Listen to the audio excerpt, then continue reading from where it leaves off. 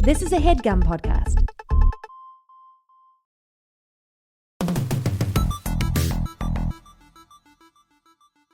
Oh man, I'm really excited to start this week's episode. I really enjoyed the game we're going to talk about. I am so into Clair Obscur. I love this game. I'm very, very excited to take in depth. Do you know where Matt is? Like why he's late? I don't. He's usually on. He's on he should time. be here. Yeah.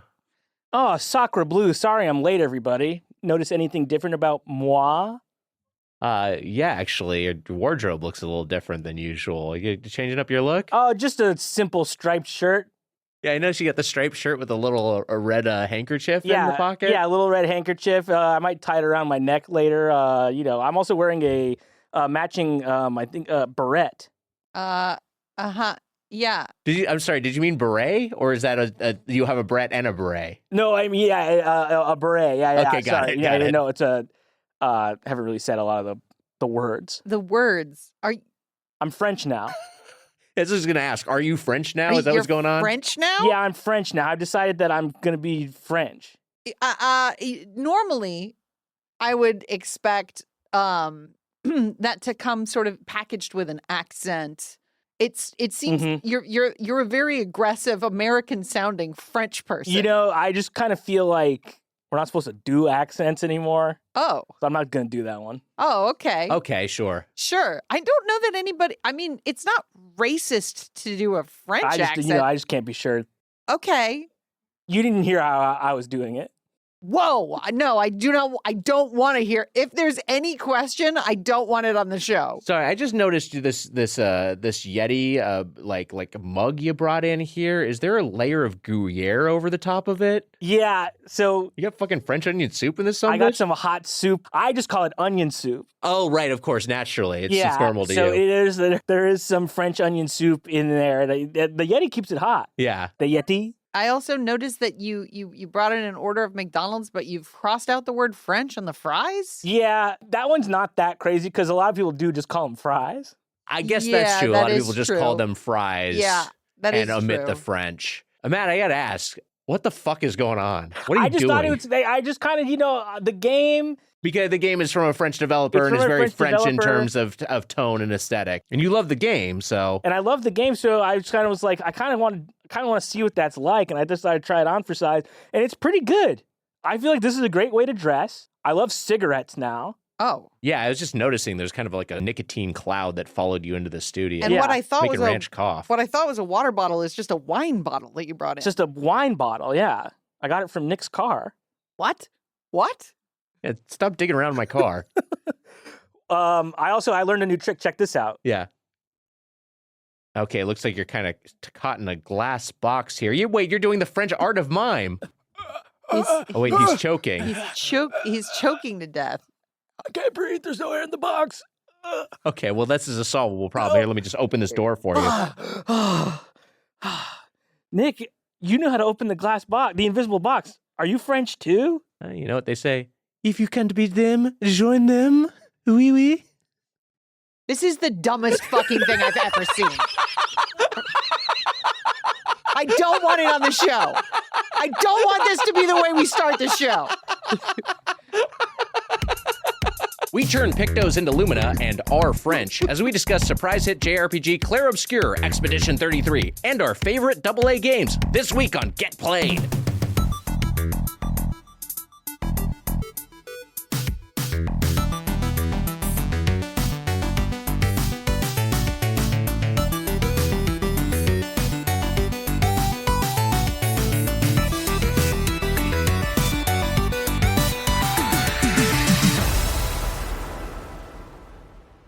Welcome to Get Played, your one-stop show for good games, bad games, and every game in between. It's time to get played. I'm your host, Heather Anne Campbell, along with my fellow host, Tiger Wiger. That's me, Tiger Wiger, along with our third host, Matt Apodaca. Hello, everyone. Hello, everyone, and welcome back to the premiere video game podcast, where this week we are talking about Clair Obscur Expedition 33. Is that how you say it?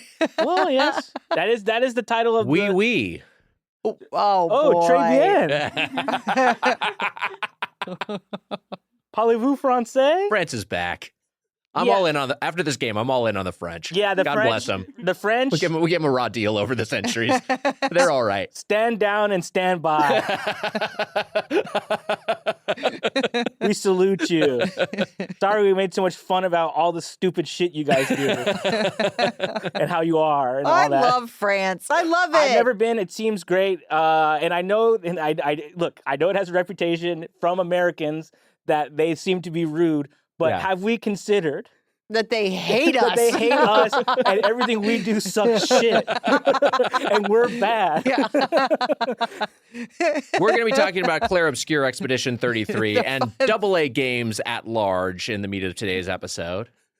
The Empire people being like, man, people in Naboo suck. They are so rude.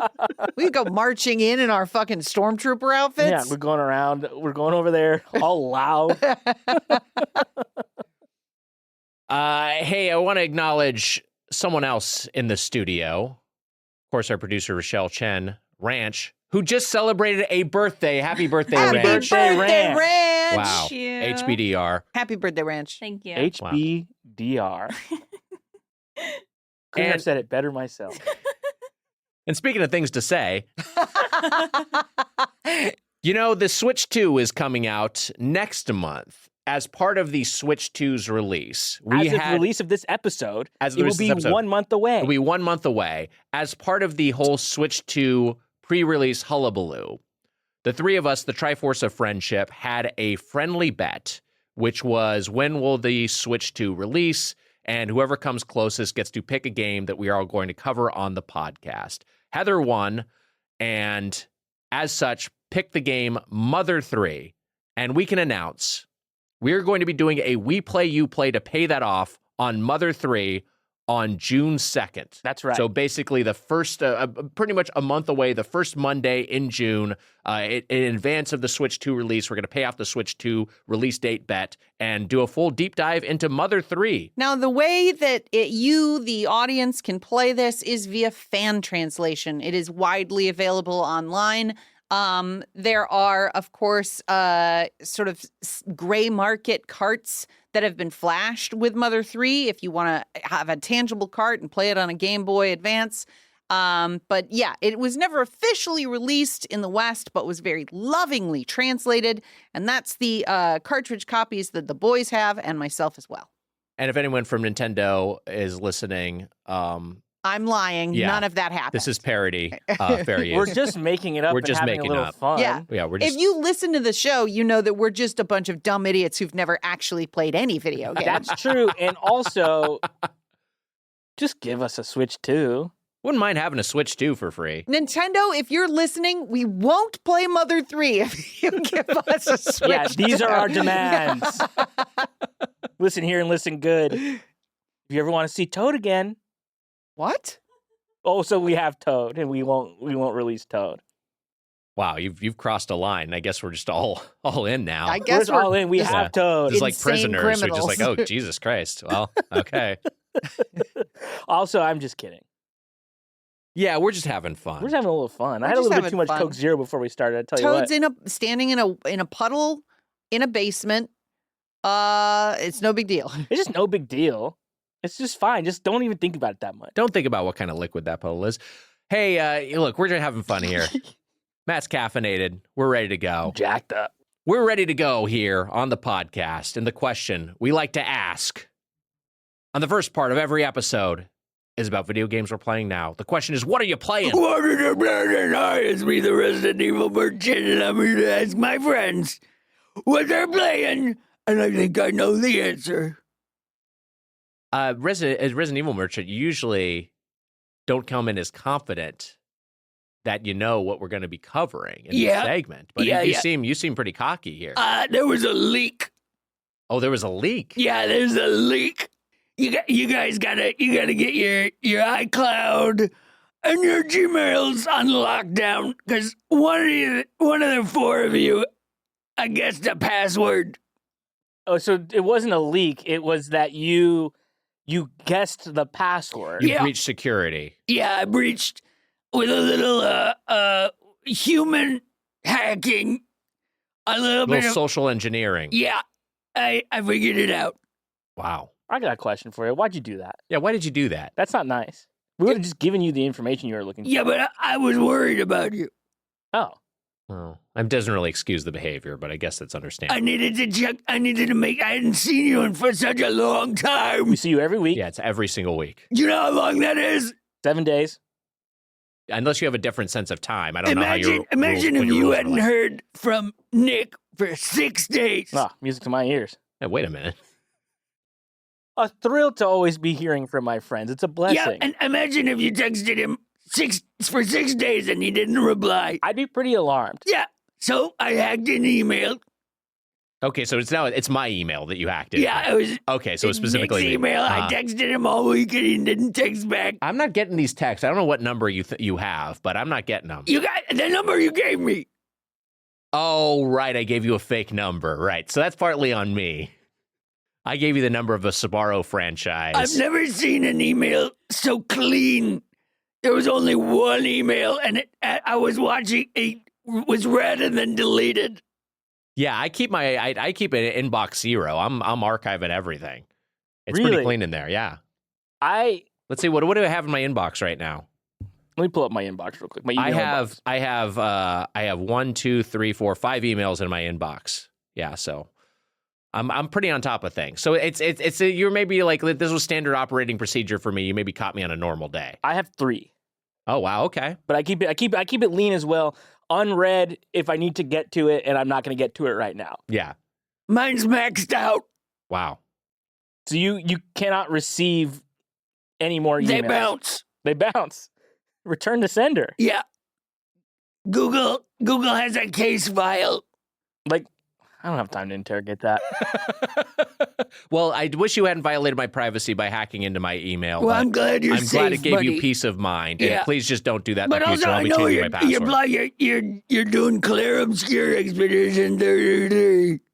That's right. We are discussing that Resident Evil merchant. And that's what you've been playing. That's right. Hey, I guess this can just kind of turn into a group discussion here because we've all been playing the game of the moment, the game that is in the zeitgeist, Clair Obscur Expedition 33, which was developed and published by French company Sandfall Interactive, a studio founded by Guillaume Broche, associate producer and narrative lead formerly at Ubisoft, now went on to establish this independent company. And what they've crafted is quite a fucking video game. Man, I am loving this thing. It's. I feel like I have to address something. Yeah. Okay. There's been some chatter. Last week we talked about blueprints. We did Yeah. we play you play of Blueprints last week. Contra the general consensus from the gaming press, we were pretty lukewarm on it. And everybody reacted to that normally. Yeah. But so then the thing I want to address is Yeah. I saw a few people, Yeah. and by a few people I mean not that many. Okay. Probably generously a handful of people. Okay. All right. So one choice is to not publicly acknowledge them, but go on. One Wait. choice. a handful of folks. Wait. You saw. Oh, okay. I think I understand what you're saying. A handful of folks started spreading this rumor. Uh-huh. Uh-huh. Then they kept saying stuff like, kind of bummed out that Matt bounced off of Clair Obscur Expedition 33. It's really good. I think he'd really like it. Aw, man. Sucks that Matt tried it out and didn't decide to keep playing it. I didn't fucking say that. Where did that come from? Did you mention it last week's I episode? mentioned that I had played it the day it came out, but then Okay. had decided to go forth and play Kingdom Hearts 3. Yeah. Guys, do you even listen to the fucking show? The answer is no. I can speak on behalf of podcast listeners who comment on episodes. No, we do not listen to podcasts. And then we they just tried to- we post and I'm not an antagonist towards our listeners. I think I am. I don't like you. Well, no, and then that's parody, of course, because we're Yeah, gonna sure. see. I wish they didn't say stuff like that. But look, this is the other thing. Then they tried to, and I know that this was in good fun. Yeah. For some reason, Discord was showing that I was playing it on my Xbox. My Xbox was like linked to my Discord, Yeah. which then I promptly removed. Yeah. No, you got to turn all that shit off. I turned that off. I didn't know. Wait, Now I can play games in private. on Discord they can tell what you're playing? There's a lot of default settings, default privacy settings you just got to police on basically every app because a lot of them, cross-pollinate and talk to each other. Yes. And if you aren't turning these things off, then yes, a lot of your what you're playing, what your activity is will No be way. made public. Yes. Yeah. So they saw that I was playing it, and they were like, look, we convinced Matt to get back in there. I was like, no, you didn't. No, you didn't. I know that was in good fun, but no, you did not. I've been playing it since it came out. I just, needed something more in depth to talk about. I spent more time last week with Kingdom Hearts 3. And yeah, maybe this wasn't worth bringing up at all, but I will say none of you ever convinced me to do anything, and you never will. I really like our listeners, and I'm really grateful that they are involved enough in the podcast Yes. to talk about the show at all. Because, It is very nice. know, And it's a good community otherwise. I love television shows. I'm not on a Discord for television shows. No. Like, I would not talk to other people about television shows, but I love them very much. So I'm grateful for the community. I mixed it up a little bit in the Avatar Way of Water Discord, but we don't need to get into that. Did you Wait, really? but really? Yeah, a little bit.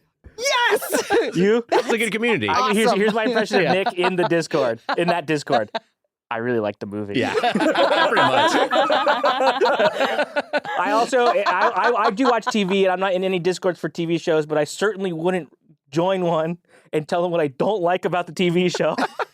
That's none of my business. That's none of their business. I will say, Nick, you'll be proud to know that, again, on a certain game that shall not be named until the strike is over. Yeah. They did release Jake Sully and the lady Neytiri? Neytiri Oh, wow. skins.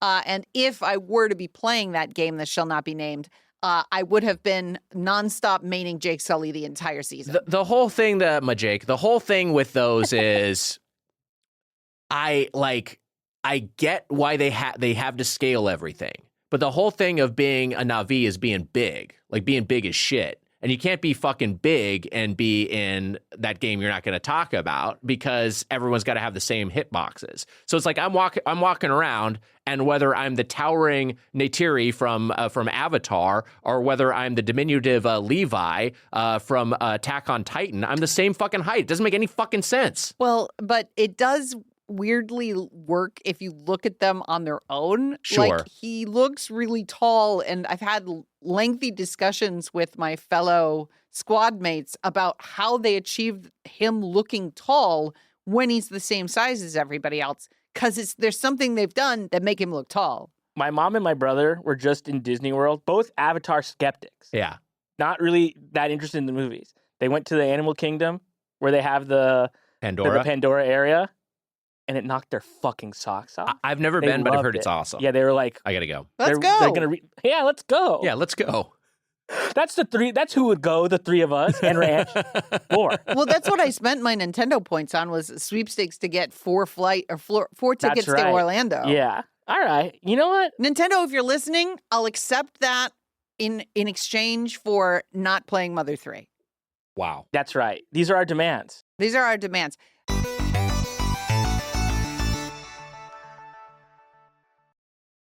Here's the thing, guys. I have been traveling recently. I went over to the UK, and I'll admit, the Wi-Fi speed, the internet speed when you're traveling abroad, those roaming data cap shit, like you have to buy like a 50 quid, I don't know. It's tough. It's tough when you're abroad and you've badly needed an internet connection with no Wi-Fi spot in sight. So you understand what a difference a local SIM card can make. An eSIM provides an internet connection wherever you travel and saves you money on roaming fees. That's where Saily comes in. Saily is a new eSIM service app brought to you by the creators of NordVPN. Here you can choose from several affordable eSIM plans in over 190 countries and 8 regions. With a Saily eSIM, you'll always have a connection when needed. Download Saily once and you won't have to install a new eSIM for each country. You can avoid scammers selling fake SIM cards outside train stations and airports, and there are a lot of those guys, believe me. There's no more wandering around looking for a public Wi-Fi spot. With a Saily, you're always connected. They provide 24/7 support, and you get a full refund if your device isn't eSIM compatible. Download the Saily app in your app store. Use code GETPLAYED at checkout to get 15% off your first purchase, or go to saily.com/getplayed. That's SAILY.com/getplayed. Get Played! Hey, buddy, is the state of the U.S. making you want to escape? Take the first step and learn the language before you go. Babbel makes it easy. Start speaking a new language with confidence thanks to Babbel's conversation-based technique that quickly teaches you useful words and phrases about the things you actually talk about in the real world. There's over a dozen languages available to learn at your own pace, so you can achieve your goals with a material tailored to your individual proficiency level, interests, and time availability. Me, I've been learning some Spanish or Espanol using the Babbel app, and I've been having a blast and making a lot of tangible progress. It is handcrafted by over 200 language experts. Babbel's lessons are voiced by real native speakers and built with science-based cognitive tools like spaced repetition and interactive features to fit any learning style. It's like having a private tutor in your pocket. For me, some of my favorite ways to learn a new language are personalized review systems based on my progress, designed for long-term memorization. There's Babbel Games, which are fun for sentence building and spelling reinforcement, and Culture Bites that deliver content and insider knowledge about the language. Studies from Yale, Michigan State, and other leading universities continue to prove Babbel works. One study found that using Babbel for 15 hours is equivalent to a full semester at college. With over 16 million subscriptions sold, Babbel's 14 award-winning language courses are backed by a 20-day money-back guarantee. So get talking with Babbel. I want you to learn another language, so I'm teaming up with Babbel to gift you 55% off subscriptions, but only for our listeners at babbel.com/played. Get up to 55% off at babbel.com/played, spelled BABBEL.com/played. Babbel.com/played. Rules and restrictions may apply.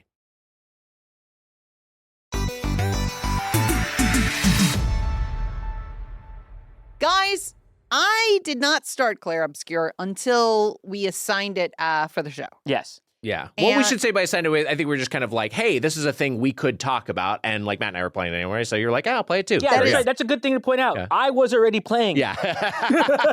But that's also not how this podcast works. Typically, no. Yeah. no. You guys say, why don't we cover this? And then I grumblingly pull it up and start playing. Look, as the busiest one, is it Also- hard to also- slot a game in your life? As Yes. an aside, I texted you guys this week. I had a nightmare about blueprints. Yeah. A Yeah. nightmare. I had a dream that I was starting a run, getting the star update for the day, and then ending the run. And I was just doing it over and over and over again until I had like 150 stars. Yeah. So that I could just build the observatory and get tons of keys and gems. I woke up furious. I was like, how dare this game be in my dream space, which is the only chance I would have to, say, fly or jump far Yeah. or be in a field.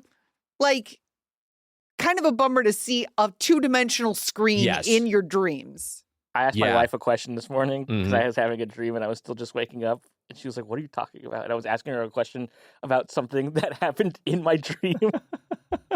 And the question was, I'll reveal it here. It was extremely cute. What was on Bonnie, my cat? What was on Bonnie's t-shirt? That's cute. That's pretty good. She was wearing a little t-shirt in the dream and I wanted to see what the shirt Pretty good. Pretty good. So anyway, I picked up Clair Obscur Yes. Expedition 33. Do we think that Clair Obscur is going to be a franchise where it's Clair Obscur, nether fight of the Realists or whatever the fuck the Possibly. next one will be? I also don't know where the story is going because Expedition 33 is like that's key Right. to the narrative. Right, That's yeah. what Yeah. you're on, and Yeah. I don't know if that's we're going to have further expeditions or if that whole arc will be resolved by the end of the game. We'll see where that ends up taking us. Does Clair Obscur come in as a words that you've heard so far in your playthroughs? It's a more of a descriptive sort of it's more of a conceptual thing referring to the aesthetic. It references chiaroscuro, which is like dramatic light and shadow, and you do see that reflected in the art direction. Sure. But I don't know. I mean, it's one of those things of just like, look, it's so many video games have unnecessary subtitles. You could probably say that in a vacuum, Clair Obscur Expedition 33 is maybe kind of an Unga Pachka title. They probably could just call it Clair Obscur. But that said, what a fucking video game. I think it's so great that I don't that this game is succeeding despite having kind of a mouthful of a title just speaks to its quality. This is an Unreal Engine 5 game that is on PC, PS5, and Xbox, and is day one on Game Pass. Something I will say is like This from what I've heard, this company was about 33 people. Like it's a pretty small team that was able to put this game together. And maybe that speaks to the tools that are available in Unreal Engine 5. I haven't messed around with Unreal Engine 5. I've messed around some with Unity just to see what the environment is like. I kind of just want to download UE5 and see what it's like to build something in it, because it, like another game that came out earlier this year, Wanderstop, is another game that was an Unreal Engine 5 game that has pretty impressive art direction. It feels like the quality of graphical fidelity feels like a last gen platformer. Like it's like, this is pretty impressive. It also came from a pretty small team, and I wonder how much of that is just baked into the tool set and baked into the engine that UE5 is. Anyway, this is a JRPG style game. I say JRPG style because obviously it's not Japanese in origin. It is from a French firm, where you lead a party of adventurers in a dark fantasy world dominated by the villainous Paintress, who each year wipes out everyone of a certain age. That age has been steadily declining, and now you are part of the titular Expedition 33. So you are in your final year of life before the Paintress commits a just wipes everyone off the map. And that what you're doing is this sort of crusade to see if you can kind of end this cycle of demolition. I love this game. I feel like I need to make one of those YouTube videos that's like, like Clair Obscur has no business being this good. You know what I mean? They all have like these, by algorithmic necessity, they have a title like that. Like, and a face like that, like, oh, what the fuck? This game's so fucking good. Oh, someone's in physical pain from how much they're enjoying this game. But also the whites of your eyes have been photoshopped to perfect brightness. I was following this guy who was just this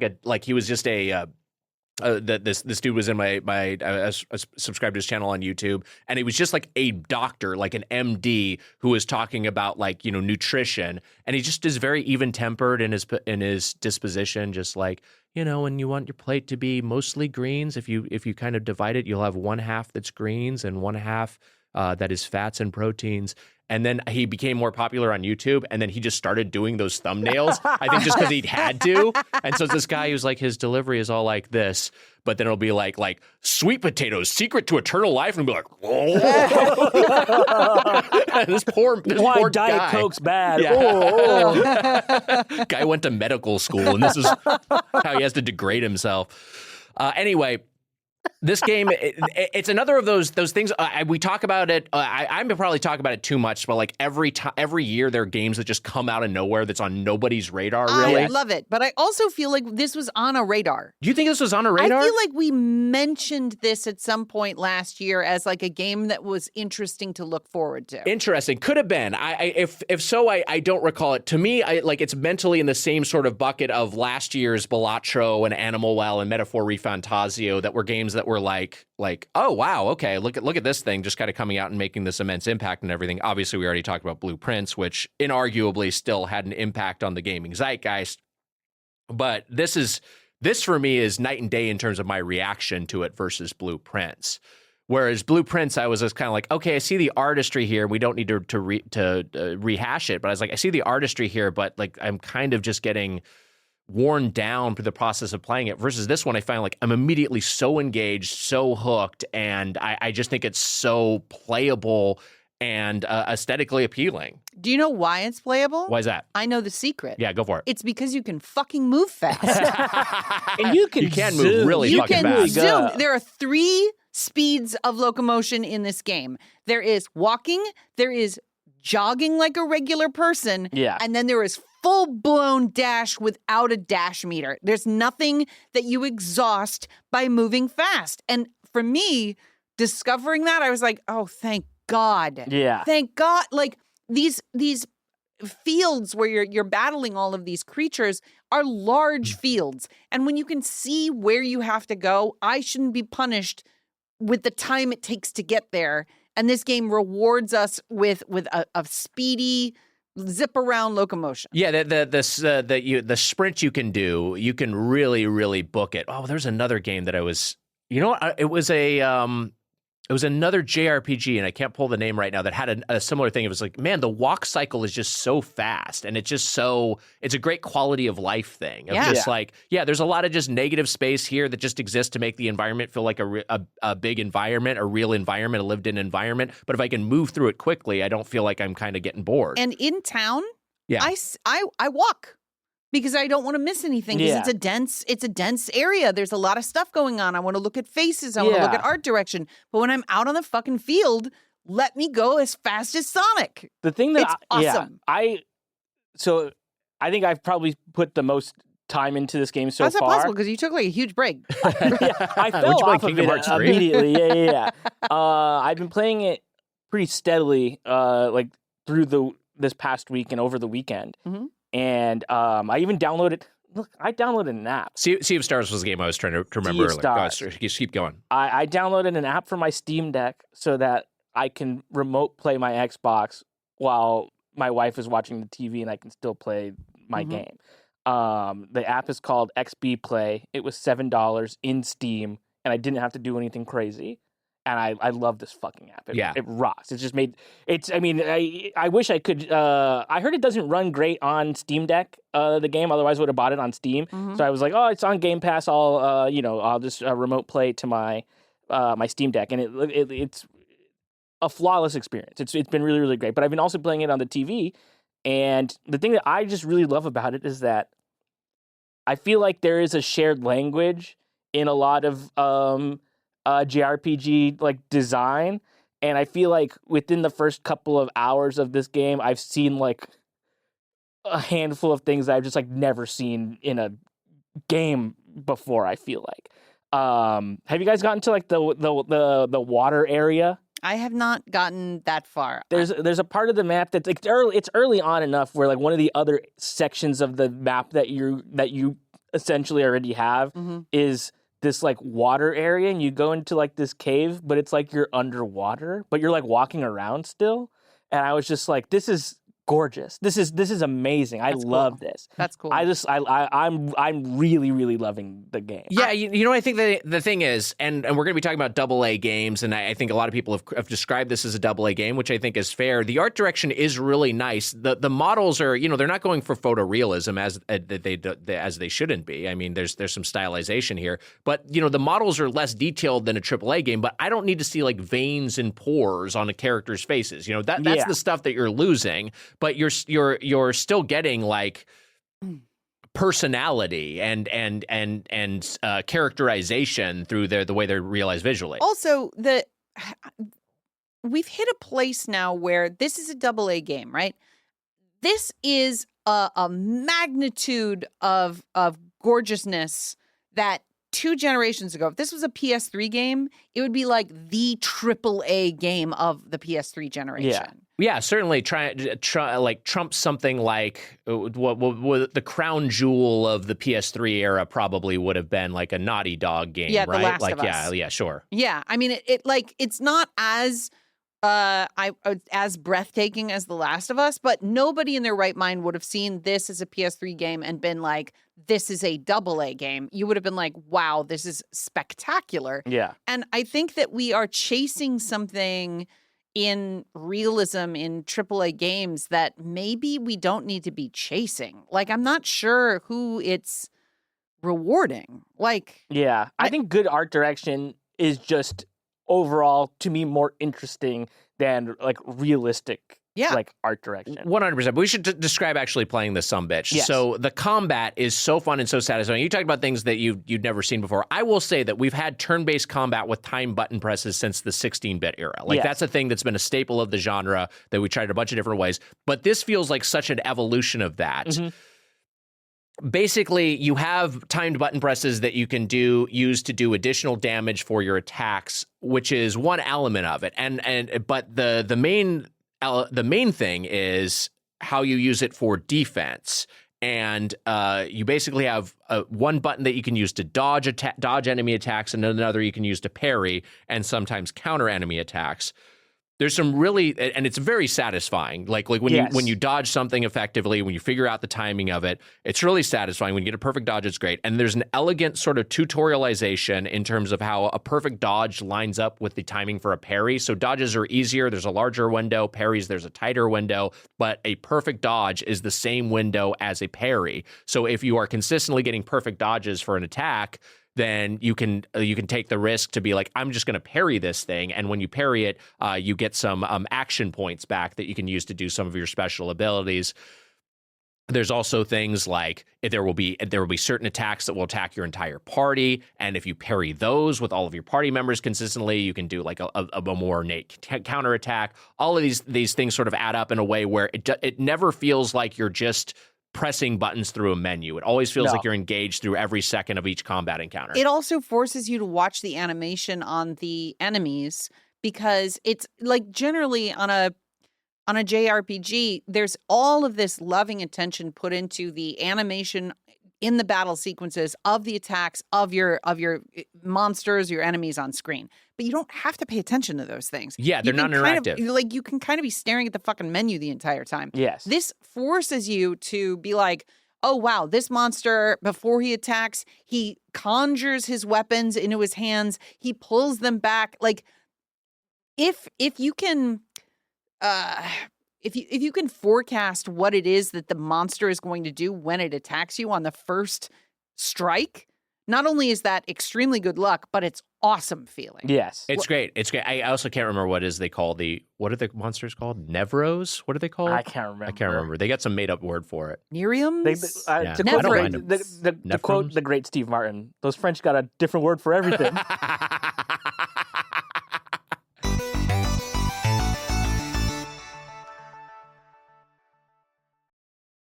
Some days, your brain needs a vacation your body can actually afford.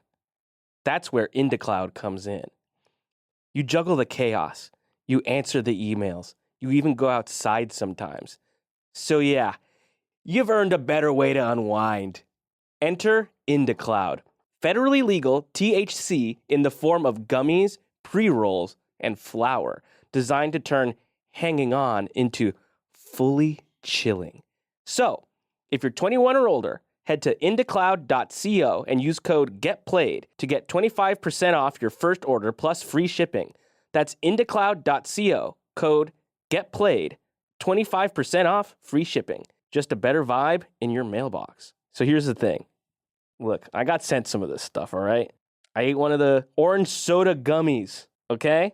Now, look, I'll be honest. I'm a bit of a lightweight, all right? I'm not out here blazing it. I'm not over here, insert euphemism here. I'm not doing any of that, all right? I'm not always doing it. But when I do, I like to just chill out and relax. It made me very silly with my friends, and they all had a nice time enjoying IndaCloud. It sounds too smooth to be legal, right? But it is. IndaCloud's products are Farm Bill compliant, third-party tested, and made for grown-ups who want a buzz without the need to drive 25 minutes to dispensary. And that's just a fact. Dispensaries are 25 minutes from wherever you personally are. That's just how it is. More than 50,000 people already trust them, because when it feels this good, it should also feel easy. Whether you're chasing deeper sleep, better focus, or just some peace between your streaming marathons, this is how adults get elevated now. If you're 21 or older, now's your chance to float above the stress, because IndaCloud, see what they did, is giving all new customers 25% off their first order plus free shipping. Use code GETPLAYED or click the link in the show notes to claim your discount. That's indacloud.co, INDACLOUD.co. Use code GETPLAYED for free shipping plus 25% off your first order. Fill out their quick survey when you order to support this show and make your week way more enjoyable, all thanks to IndaCloud. Has this ever happened to you? You've been traveling abroad, you want to watch one of your comfort shows, or perhaps even a sporting event, and then because you're somewhere else in a different country that doesn't have that, you can't freaking watch it? Well, I got something for you. NordVPN. Protect your private data like bank details, passwords, and online identity. NordVPN can switch your virtual location, allowing you to save money by purchasing flights, hotels, and subscriptions from other countries at a cheaper price. So look, NordVPN can do all sorts of crazy stuff. You can make it think you're somewhere else. You're wherever you are, you're not getting the best deal, switch to somewhere else. They might have a better deal. That's huge. Protecting your data whilst traveling, and yeah, I said whilst, and using public Wi-Fi, NordVPN protects you wherever you are in the world. I have a theory. This is why they haven't been able to apprehend Carmen Sandiego. She's using NordVPN. They'll never find her. The NordVPN threat protection feature protects you from viruses, malicious malware, and phishing sites. Unless that phishing site is basspro.com. No protection required there. It's the fastest VPN in the world. No buffering or lagging while streaming, and stops your ISP bandwidth throttling. ISP bandwidth throttling, a thing of the past with NordVPN. Premium cybersecurity for the price of a cup of coffee per month. Now that's what I'm talking about. One NordVPN account can be used on up to 10 devices. Your phone, your iPad, your mom's iPad, your laptop, maybe even your watch. Who could say? That's not even 10. You surely have some more. Perhaps a proprietary browser on a video game console or something. To get the best discount off your NordVPN plan, go to nordvpn.com/getplayed. Our link will also give you 4 extra months of the 2-year plan. By my estimation, that's 28 months. There's no risk with Nord's 30-day money-back guarantee. The link is in the podcast episode description box. NordVPN. You heard?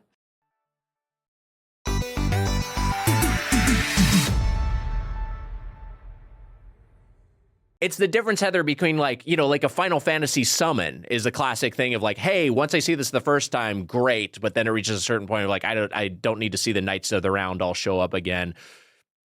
And yeah, a lot of times combat, if you're just watching some big attack, then you don't have anything to do as the player. Or the same thing in like Mortal Kombat for a fatality. It's like once I learned how to execute this, hey, this is pretty cool that I can pull this off, but I reach a certain point of like, I don't need to see this every time. Versus it's more like playing a fighting game or something. You're playing a rhythm game where you're just kind of like perpetually engaged with it. And it's so much so that like, even in JRPGs, there are ones where it's like, man, if I can turn down the combat encounter ratio, or if I can just avoid combat entirely, I will do it. I don't find myself avoiding combat. I find myself pursuing combat because it's both a way to grind to improve your characters, and then also it is just so each individual combat is just very, very fun to play. I will attack a monster, and if I can't get perfect parries all the way through it, I'll go back to the save flag, so that they respawn, and I won't progress until I can perfect each monster as I'm going. That's a very Heather way to play this game. But what you just mentioned, so the flags that you have, the little camp stations, and also you can camp in this game in the overworld zone thing. Man, I love camping. It's fun to camp. I love camping. There's a mechanic that I haven't quite. There's like a little record player, or I guess it's not a record player. It is a record player, but. Yeah. What were you were trying to look for phonograph? Yeah, I think it was like more of a phonograph because it seems old to me. Yeah, it's a phonograph. But you need a record for it, and I haven't found one yet, and I can't wait to find one. You go to one of these points. Effectively, it's like a campfire in a Souls game. Yes, it is a place where you can rest, you can restore your charges. Which this is another thing I really like about this game's design. The thing you end up when you're playing any RPG, you end up with this inventory just crammed with consumables, and you're stockpiling them, and you don't know exactly when to use them, and whatever. At some point, I've got 99 high potions in my inventory, and I don't know when to deploy them. You end up at least a hoarding. Here, it's more of a soul system. It's more like a flask where you've got like a limited number of charges you can use to restore your party's health, or revive party members, or heal everyone outside of combat. Those restore when you get to one of these campsites, and it also respawns the monsters in an area. So again, it's another way if you want to grind a little bit, you have that opportunity. Yeah. Can I talk a little bit about a ludonarrative dissonance stuff happening in the game though?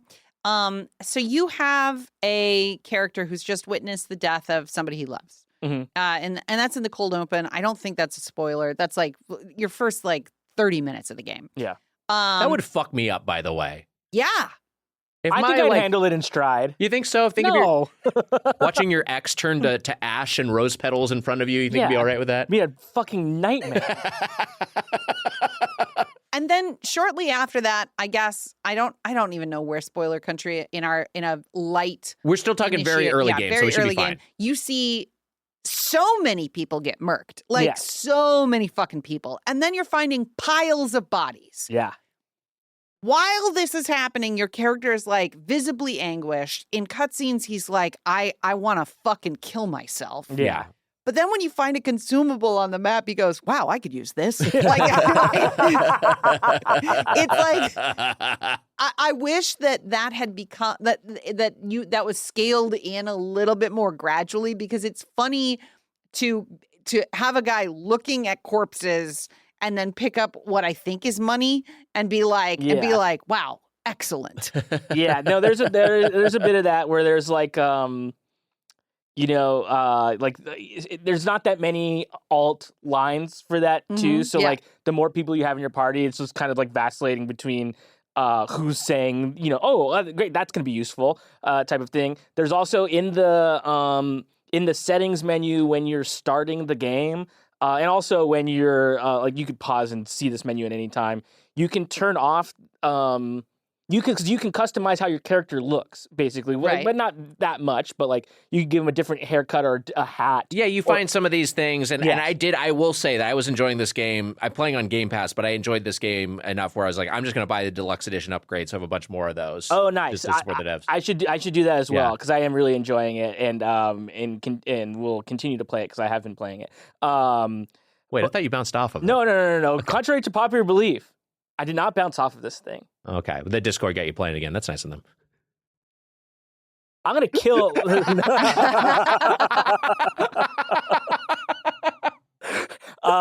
It's all in good fun, Discorders. I appreciate you guys. We love to get scored. Here's what I was gonna say. In the menu, there's a thing where you can turn off your character customization in cutscenes, so it doesn't break the illusion of what it is. And I think that's funny, but I've left it on because to your point, it's a very bleak story so far, and everybody's having a miserable time. But I found a mime outfit for my character. Yeah. And he has a baguette strapped to his fucking back. And it's extremely funny. But the note in the description of the option menu is it turns this off for outfits that don't look right, parentheses, but it is fun. And I'm like, it is fun. It is fun. You're right. It's really good because it's it kind of just really cuts the tension quite a bit when your guy is talking about wanting to kill himself, and he's wearing sunglasses, a beret, a striped shirt, and has a baguette on his back.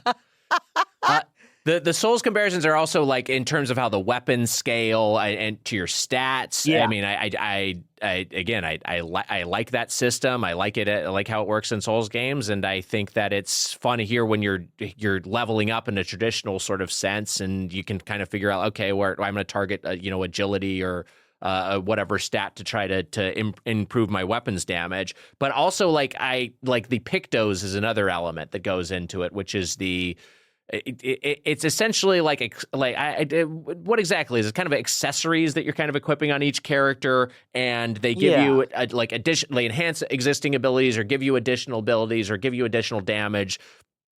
They're basically what I like is that you're finding a bunch of them, and then you can reach a certain point where you can upgrade them where you're getting the ability without even equipping it, right? Or you can have it be shared amongst different party members. And I just like that those are leveling up, your weapons are leveling up, your characters are leveling up. There's all these things that you're steadily improving, so each combat feels consequential.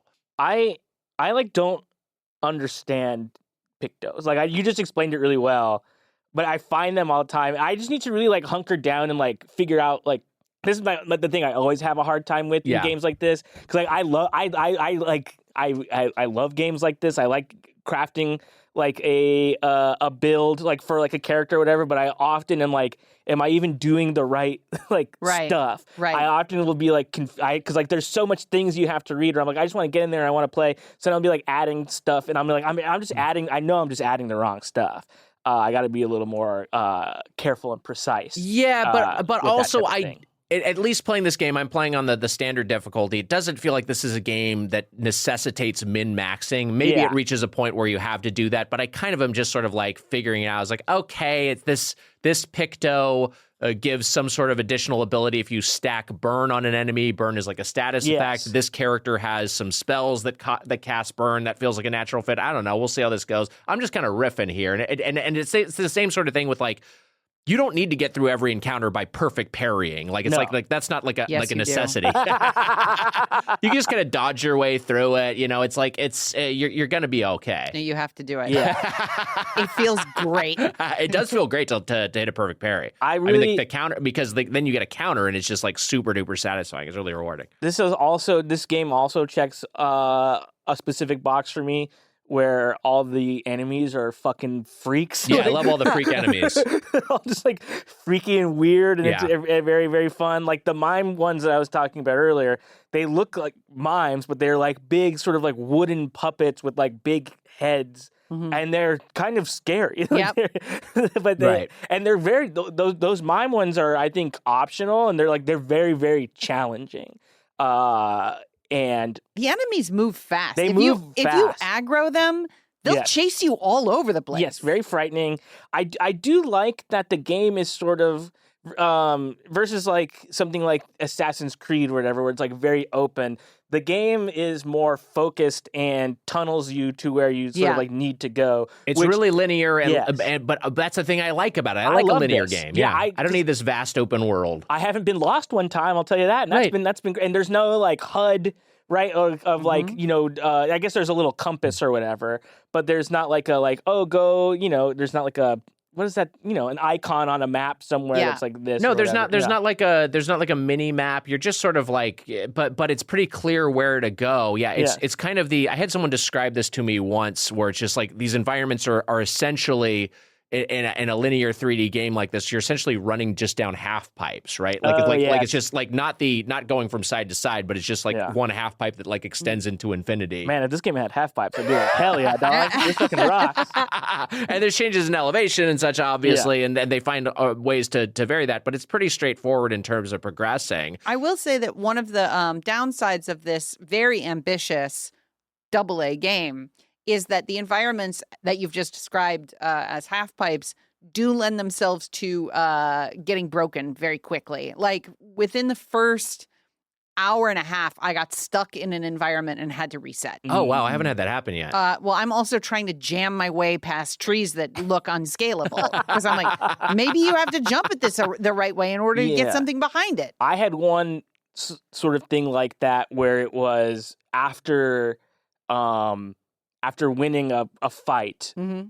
I got stuck sort of in like a first person Oh, mode, and I don't know how or why, and I had to just like reset it. But it was not a problem. The loot that I got was still there, so it was like it was still great. And also this game auto saves a ton. Yes. Like I had a moment where I accidentally stumbled. I just didn't realize there was about to be I was going to step on a trigger and it was going to start a cinematic that was going to lead to a boss fight, and I just like hadn't healed anything, and I'd taken some damage, and I was like, oh man, I'm stuck in this thing. I guess here we go. I guess if I don't fuck up one time, I'll be okay in this combat. And I got a party wipe, and I was like, ah shit, I'm gonna have to start up the old campsite. I was like, oh no, it started the last time I picked something up. So it's like I lost like less than 5 minutes of progress. I was like, oh, that's nice that the game is being charitable. Yeah. And like still challenging, but like it's not making me redo a bunch of shit. Very forgiving. Very saves, forgiving, for yeah. Sure.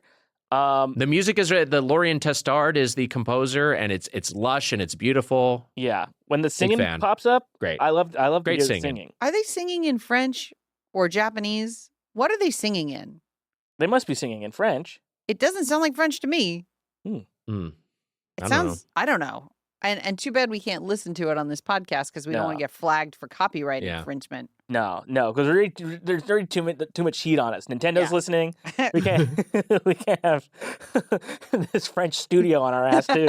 I don't know really anything about art history, but I read that it's like an Art Nouveau aesthetic, which is like a 19th century French movement. It's very appealing, but it's got that kind of married with steampunky sort of character designs and Yes. and environments, and I don't know. I think it's all really cool looking. Sounds great. Art Nouveau was a form of decorative art that happened in the 1920s. It was in parallel to Art Deco Mm. here in the United States. Oh. Art Nouveau is typified by a sort of like floral motifs, stained glass, bronze, that sort of thing. Oh Yeah. Oh, should have just asked you. To that I say, Sacre Bleu. I learned that from my dad this week. Wow. Because he was like talking to me about light fixtures. Yeah. My father is, how do I say this without it being, it doesn't matter. He's a smart guy. Yeah, he's a very smart guy, but he will also talk about something like a number for a long time. Oh, sure. And I so, see. yeah. And so he will talk about. You should have said like me. Like you? Yeah. He's a bit of a Wiger. My dad's a bit of a Wiger. Ew. Look, yeah, nobody wins. Yeah.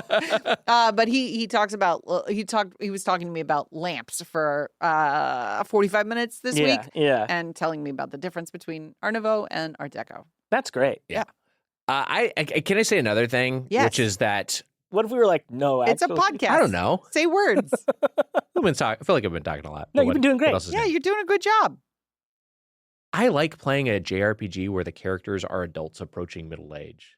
Isn't it kind of nice where it's just like basically every JRPG I've ever played, the characters are literally 17 years old. Yes. It's like, isn't it kind of nice to play a 33-year-old? I was kind of Like, I'm concerned. just playing an adult. How about that? I was concerned for myself because based on what's going on in the story, Yeah. I got wiped in the last expedition, just like in the previous one. We won't be starting expeditions in this country pretty soon. I'm cooked. But I like that. Sort of then brings me to this other point that I was going to make. That now I can safely make. Yeah. These are some of the hottest characters I've ever seen. They're very hot, very attractive characters. The one of the characters you get pretty early on, one of the party members, can kind of fly when she's doing her sprint. Yes. And you know what else? She doesn't like wearing shoes. She got those. She let the dogs out. I like that you can switch between who you're looking at as a party member by just pressing the fucking controller. That is amazing to me as It well. is cool. Yeah. Because it does it just on the fly. It's not there's not a second of loading. Yeah. It's just you just cycle through your party character. Yeah. Not even all the party, just like whoever you have in the Yeah, group. so you can be your avatar on screen can be anybody you choose it to be, Yes. and it Yeah. doesn't affect the story or the playing. No, and they all move differently. Some of them aren't wearing shoes. Yeah. And that's fine. It's fine. I didn't say it wasn't fine. No. We're just like saying that like it's okay. And the thing about I like that there are so many characters, but it is also just so like the voice acting is so great. I do want to point out there is not the main character, but the guy you start with, Gustav. Gustav. And a lot of people say he looks like Robert Pattinson, and he kind of does. He does look like Robert Pattinson. He looks so much like him that it's crazy that it's not him. I think that this game takes a lot of inspiration from Final Fantasy 15 in the costuming and the look of the characters. He looks like a cross between Robert Pattinson and Old Noctis, because you play as Old Noctis at one point in Final Fantasy 15. Nice. I know that Charlie Cox's Daredevil is his voice in the game. And it's a great performance. A lot of great performances. Jennifer English, who is Shadowheart, is a character in the game. And Yeah, all-star cast of voiceover artists. yeah, it's top to bottom. I'm loving it. It rocks. Yeah, it's pretty great. It's pretty great. You guys haven't gotten to the. You guys are not where I'm at. Yeah. I'm not. I'm still in Act 1. I'm like toward the end of Act 1, I believe. Okay. I've unlocked a big guy. There's a big guy that you need to like get. He helps traverse the world map. Also, I love the world map. Oh, the world World map map's is great. great. The world map is fucking awesome. It's like tilt shifted. Yes. So there's a very shallow depth of field when you're looking at the world map, which conveys that you are not the correct size on the world map in this sort of like 16-bit era JRPG or 32-bit era JRPG tropes. yes. Where it's not the actual landscape that you're crossing, but you're sort of like a stylized version of the landscape and a stylized version of Yeah. yourself. Fucking loved it. Are they called gestrels? Gestrel sounds right. I think they're Gestrels. Novriums. I think it's an N. but Gestrels might be a thing. There's a character type in the game called gestrels. We love the world map. There's a guy that you can unlock. That is his name is Eski. Okay. and he's like a big guy, but he's Okay. like a big tick-looking, like almost Oogie Boogie-looking like guy. Now, here's the thing I know about you, Matt. I know you love a little guy, but you got nothing against a big guy. The big guys are good too. Yeah. Hey, look, I'll take them as they come, big or small. I'm here. I'm a fan. I'm a fan. If You just don't want a regular guy. No, get those regular guys out of here.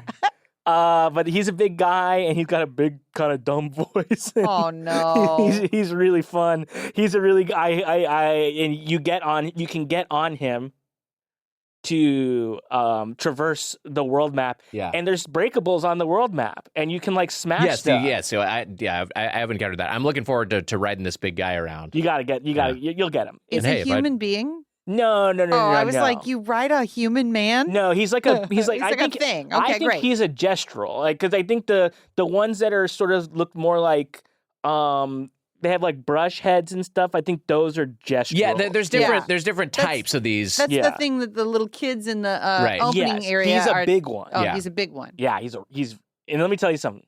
He's big. He's a big guy. I'm enjoying this game enough. Liz, so I've talked a bit in the past about my specific monitor situation, which is a really hyper-specific use case. And a lot of times games like this don't really support it. I've got this absurdly ultra-wide monitor that's 5120 by 1440 resolution. This game does support it, but it doesn't play great in it because all the UX elements are at the far edges of the screen. Sure. So it's a little bit awkward. And then also the framing of some of the cinematics is like, I can just tell this is off because you were staging this for 16 by 9, and again, this isn't your fault. There's no way you can account for this. Why would you QA for this this type of resolution that 0.1% of the user base has? So I hooked my PC up to my TV. I got a big long HDMI table. And I'm playing this as a couch game, and I'm glad I did it because it feels it feels appropriate for that. It feels like a couch RPG. I'm playing on PS5 Pro. Yeah. And it says enhanced for PS5 Pro. Generally, that means that both the quality and performance buttons can be pushed simultaneously because you get like super high frame rate and super high graphics. It doesn't look any different than the PS5 version to my eyes at all. Because I have a PS5 in one side of the house and a PS5 Pro on the other side of the house, and it looks identical.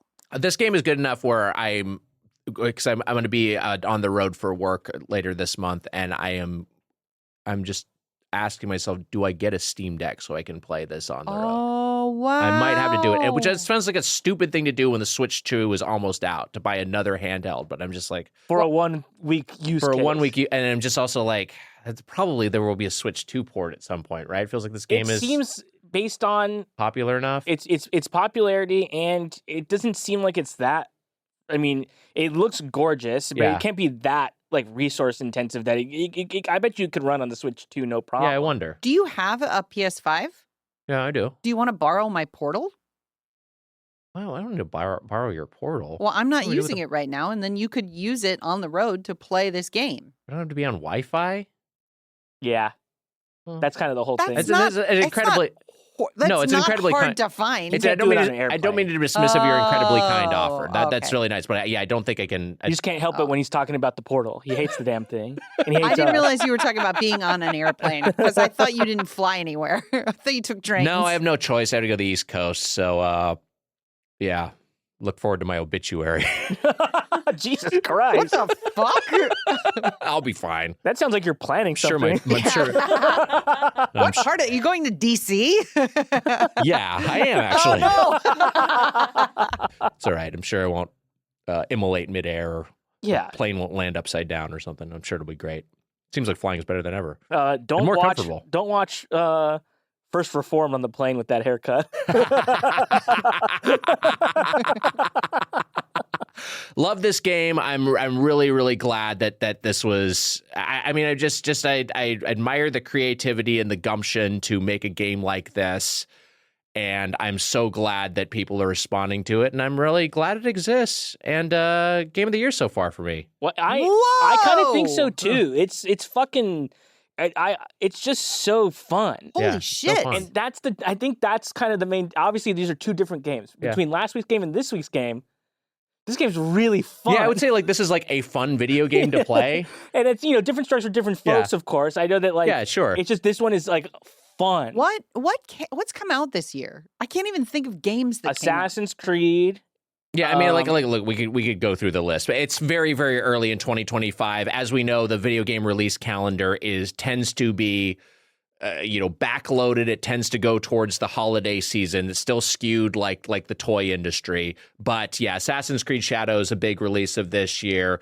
We mentioned Blueprints. I mentioned Wanderstop earlier. The Drive Forever was an indie game that I played that I was enjoying. There have been a few releases, but there's not been a giant, cavalcade yet. How weird is it that we live in a time when systems have been out for as long as they have and they are getting more expensive? Yeah. Isn't that crazy? It sucks. It fucking sucks. As of today's record, Microsoft announced that they were going to increase the price of the X and the S by $100 each, and they also were going to increase the price of their games. That has never happened. No. Like, I know that is not the first time this generation that has happened, that a system has become more expensive, but it is wild to be like, it used to be that like, oh, you get the Nintendo when it first comes out and it's going to be like $400. And then like a couple of years later, it's $250. I mean, it might go up. I mean, the Switch might go up this year. Yeah. Like, wouldn't be shocked. It's gonna be crazy. You never get rewarded by buying a thing on day one. No. And this generation, you're being rewarded for buying it on day one. Yes. Also, I'm personally thinking about like, how much shit could I put in my bag when I go to Japan the next time? I know. I thought you were going to say when I flee the country. No. Heather doesn't run. I don't run. Hey, with this is a big I cower. I'm looking at that. I mean, obviously, I got myself playing Final Fantasy VII Rebirth because it got the PC port came out. But Heather, a big one for you, Kingdom Come Deliverance 2, which I know you put a bunch of time into earlier this year, is another release. Civilization 7, I still haven't played because of all the negative fan response, but I'll mess around with it at some point. Like a Dragon Pirate Yakuza in Hawaii. There have been some games. Kingdom Come Deliverance 2 is another AA game, which I feel like could cue up maybe a larger conversation we've been thinking about having. And I'll be honest, here's what I realized about myself this week. When I asked what was a AA game, and you were like, this is a AA game, this is a AA game, this is a AA game. Yeah. And I was like, do I like AA games more than AAA games? It's possible. A lot of your favorite games seem to be AA games. I mean, I do like a AAA game. I like The Last of Us Parts 1 and 2. Mm-hmm. Assassin's Creed, I believe, are AAA games. Yeah. I like a big budget, big release. Final Fantasy games, those are AAA. But then I like actually look at my library and I see games like Katamari Damacy, and I see like Disco Elysium, and I see like the huge majority of the games that are actually in my collection are not AAA games. Well, let's talk about it. So we're talking AA games this week. AA games, basically bigger in scope and budget than indie games, but not as expensive, ambitious, and polished, if you want to use that word, as AAA games. The term really came into usage in the 2010s as budget for games by Take-Two and EA and Ubisoft and the like bloated into the 9 figures. Team sizes became, thousands of people across a bunch of different studios in different countries. And I was trying to find the first usage of the term AA, and I did not succeed. But I did find a Eurogamer article from 2012 by Christian Donlan entitled, Will Games Woes Kill Off AA Titles? Talking about the struggling UK chain of video game stores, Game. They're just called Game there, I guess.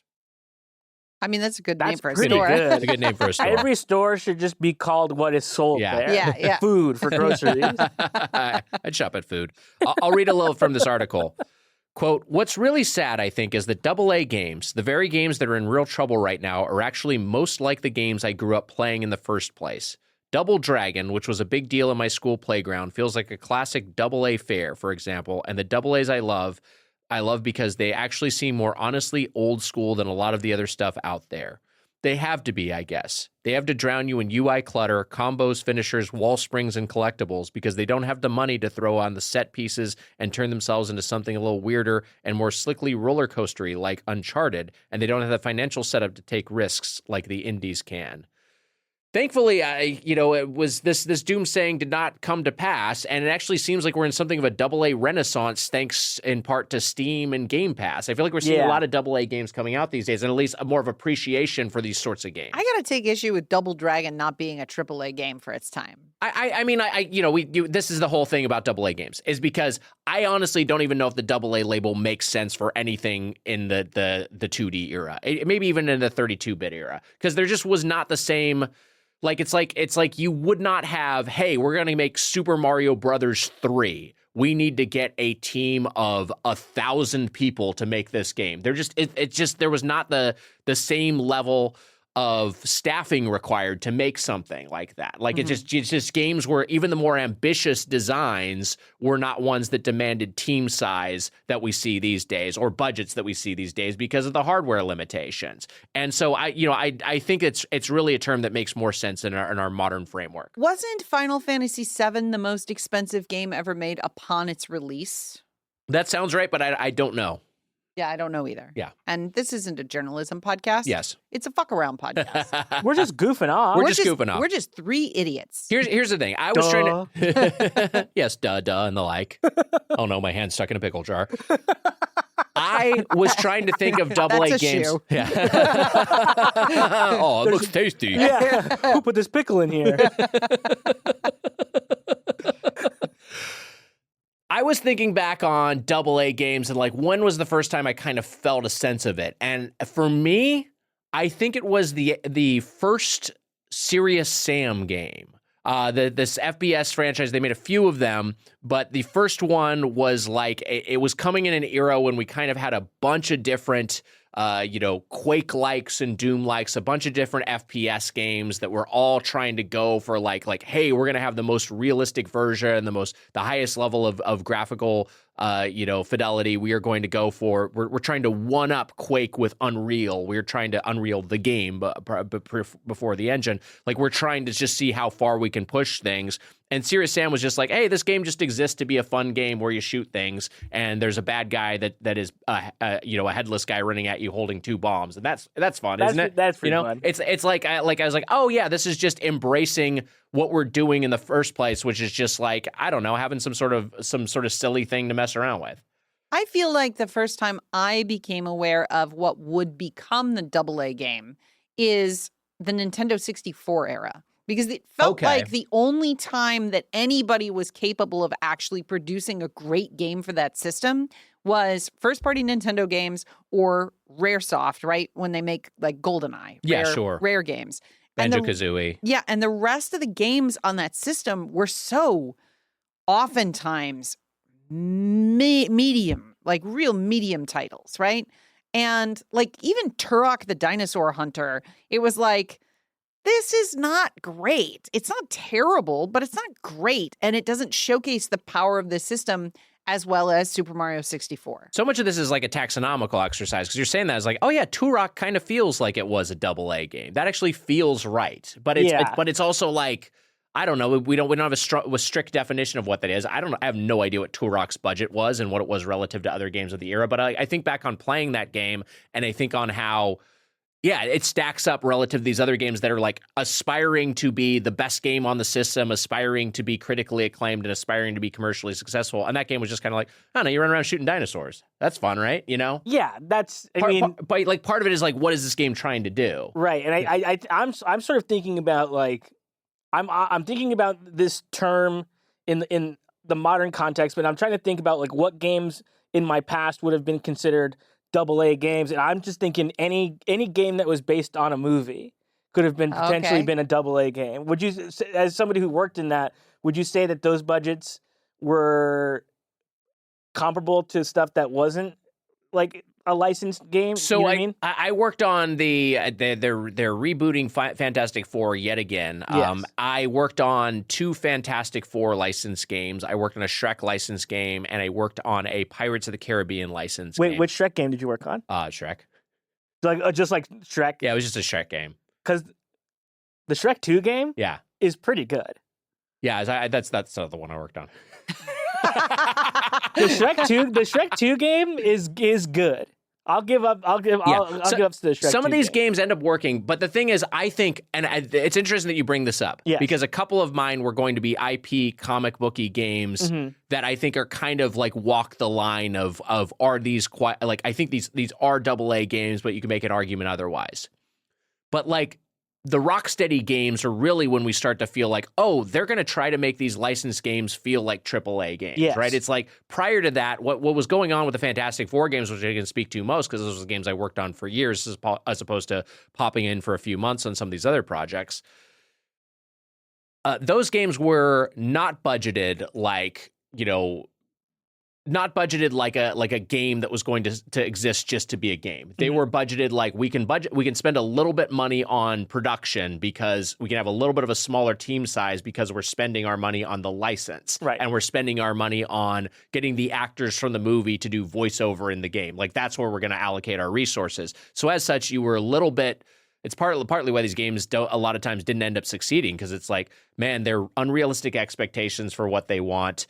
We don't have the time or the technology to deliver this. And so we're going to do our best to try to make this thing work. But ultimately, all they care about is that this game is ready at the same time that the toys are on shelves. Right. Because it's just part of the marketing campaign for the movie. And all their sales they expect to come from its tie into the IP, not from the quality of the game itself. Right, Like they honestly don't even care about that. Because like I'm talking about the publishers, not the developers who are working on it. Because I'm thinking about the other games that I would play, and I would imagine. I mean, there's no way I could. I guess I could look this up. We could have looked this up, but we're not journalists. The budget for something like Jak 2 is, in the team size for something like Jak 2 is probably smaller than the team size and budget for like the first God of War, even though they came out like around the same time. Yeah, I have no idea. Yeah, it's who could say? like a budgets are like a really that's not a thing Very that nebulous. they're necessarily going to be. It's not like movie budgets where you can just kind of find these numbers posted. Right. A lot of times it's completely hidden. It's only guesstimated. Yeah. But yeah, I mean like this is one of the artists I work with on on one of the Fantastic Four games was an animator on he was an animator on the Fantastic Four games. And he worked on Aquaman. I don't know if you remember the Aquaman game, the first Aquaman game. This was like an infamous, like one of the worst games ever made. Like Superman 64. Yeah, it was like that level of superhero game, just like absolute fucking debacle. Less of a reputation than Superman 64 because a bunch of people bought Superman 64. But this game was similarly just broken and unplayable. And I finally just talked to him once. I was like, hey man, what happened with that? And he's like, well, it was like it was a little tough because, like I was the only person on my team. I was like, oh, wow, you were the only animator on this game? He's like, no, I was the only artist on the game. Oh my God. Yeah, the team size was 3. It Whoa. was 3 people trying to make a 3D game in the PlayStation 2 Xbox era. And it's like we had one programmer, we had me doing all of the art and animation, and then we had one designer, and the designer refused to work. So it's like, oh my God. Holy shit. That's going to really hinder things with a team that size. So, but you end up with something that's like, it's a miracle that they shipped anything. Yes. But like, of course that wasn't going to work. And then of the licensee, the license holder or whoever, they probably just don't even care because they're not even looking. They don't even like. I also worked on and I don't want to just go down this road and just talk about me working on bad license games, No. but I worked on the Sopranos game, Sopranos Road to Respect. I didn't actually work very long on that game. I'm not saying it to defer any responsibility. It's just like I was only on that for a few months before I got moved on to the Pirates of the Caribbean game. What we realized working with HBO on that game, it originally had sort of a design that was going to be more akin to a Telltale game. And so that was going to be like, hey, I think this could actually be interesting. We could kind of approximate what we like about the show, which is that it's driven by conversations. It's driven by, what you know about the other characters and how they react to each other. It's driven by lies and inferences. And we sort of had that. And then they were just sort of like, just make it Grand Theft Auto, but with the Sopranos. So they like completely threw all that pitch, all those ideas out the window. And we're like, okay, let's just try to make this a beat 'em up with the Sopranos license. And we'll get the voice actors. Like, okay. But then at a certain point, they brought in an outside writer to help write the game script. And that outside writer was his other project at the time was writing the Sopranos cookbook. And I was like, So this guy, like, they just don't, they think these things are the same. They think the Sopranos Yes. cookbook and the Sopranos video game are on the exact same level. Like, they don't care. These Yeah. are just two tie-in products for their IP. What if that guy did too, and he was Yeah. like, "Here's my new character, Spaghetti." Has anyone tried anything from that cookbook? Like, I bet the cookbook I sounds bet you it's pretty probably good. Grandma's lasagna. It's all video game tips, and you're like, wait a minute. Yeah, wait, this guy. Yeah, he also wrote the strategy guide.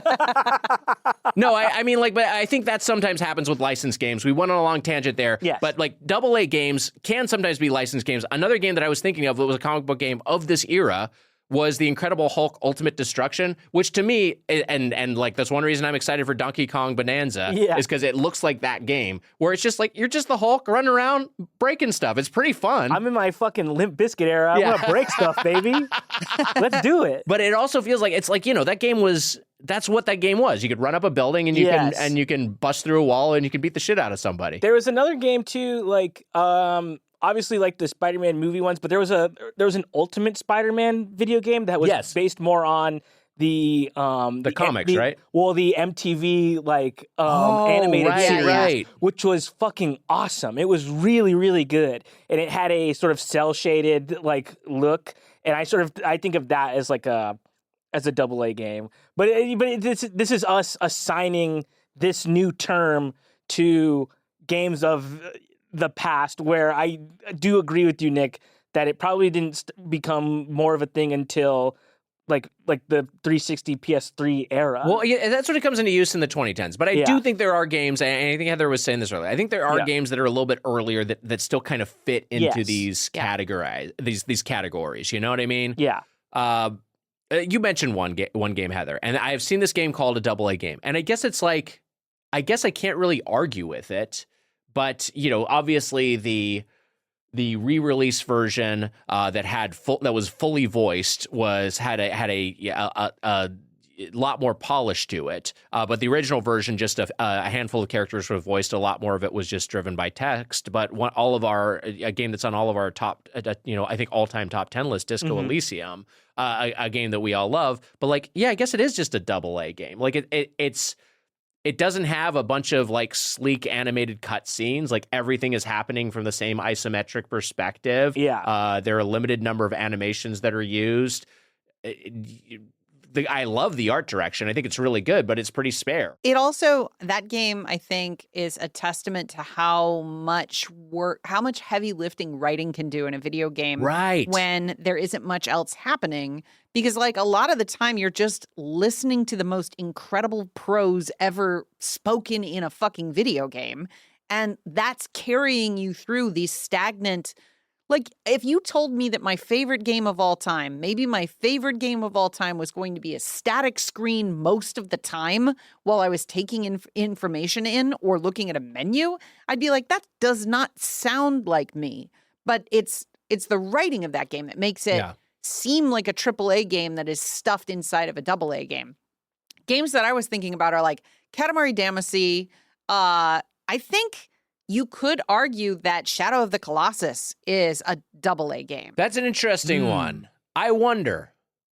I think maybe. I mean, because Team Eco, that's their other game. I mean, maybe Eco more so than their first game, and then maybe they have a little bit more of the budget to make Shadow of the Colossus, which is a little bit more ambitious. But it is also like it's pretty limited. It's like a 10-hour experience. You know, and it's also it was not like Shadow of the Colossus didn't have an enormous advertising budget. It wasn't like a game that everybody in the PlayStation era was looking forward to. And a lot of people skipped it because it didn't have like that giant push from Sony, even though it ends up becoming a classic and influencing a ton of other games. But Shadow of the Colossus was like, hey, have you heard of this game? Yeah. And I feel like that's also a defining characteristic of these games is when it's not something that is pumped into every square inch of your browser when you are looking at Kotaku.com.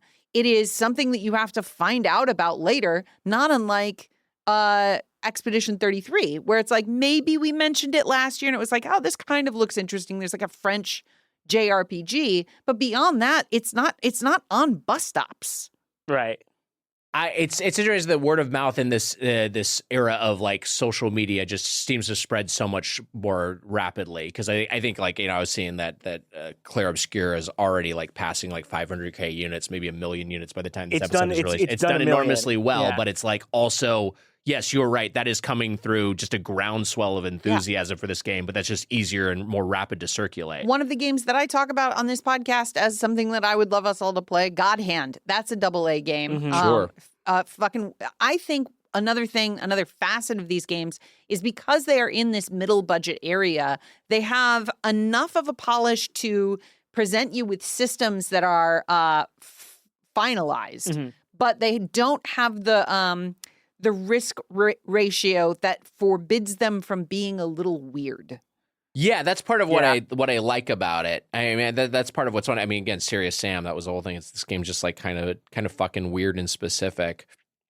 And also, I think part of that is just like they also have the freedom to be a little dumb. Yeah, which is I think the case with a lot of these. Stellar Blade's a AA game. You can speak to that, Matt. You put 100 hours into that.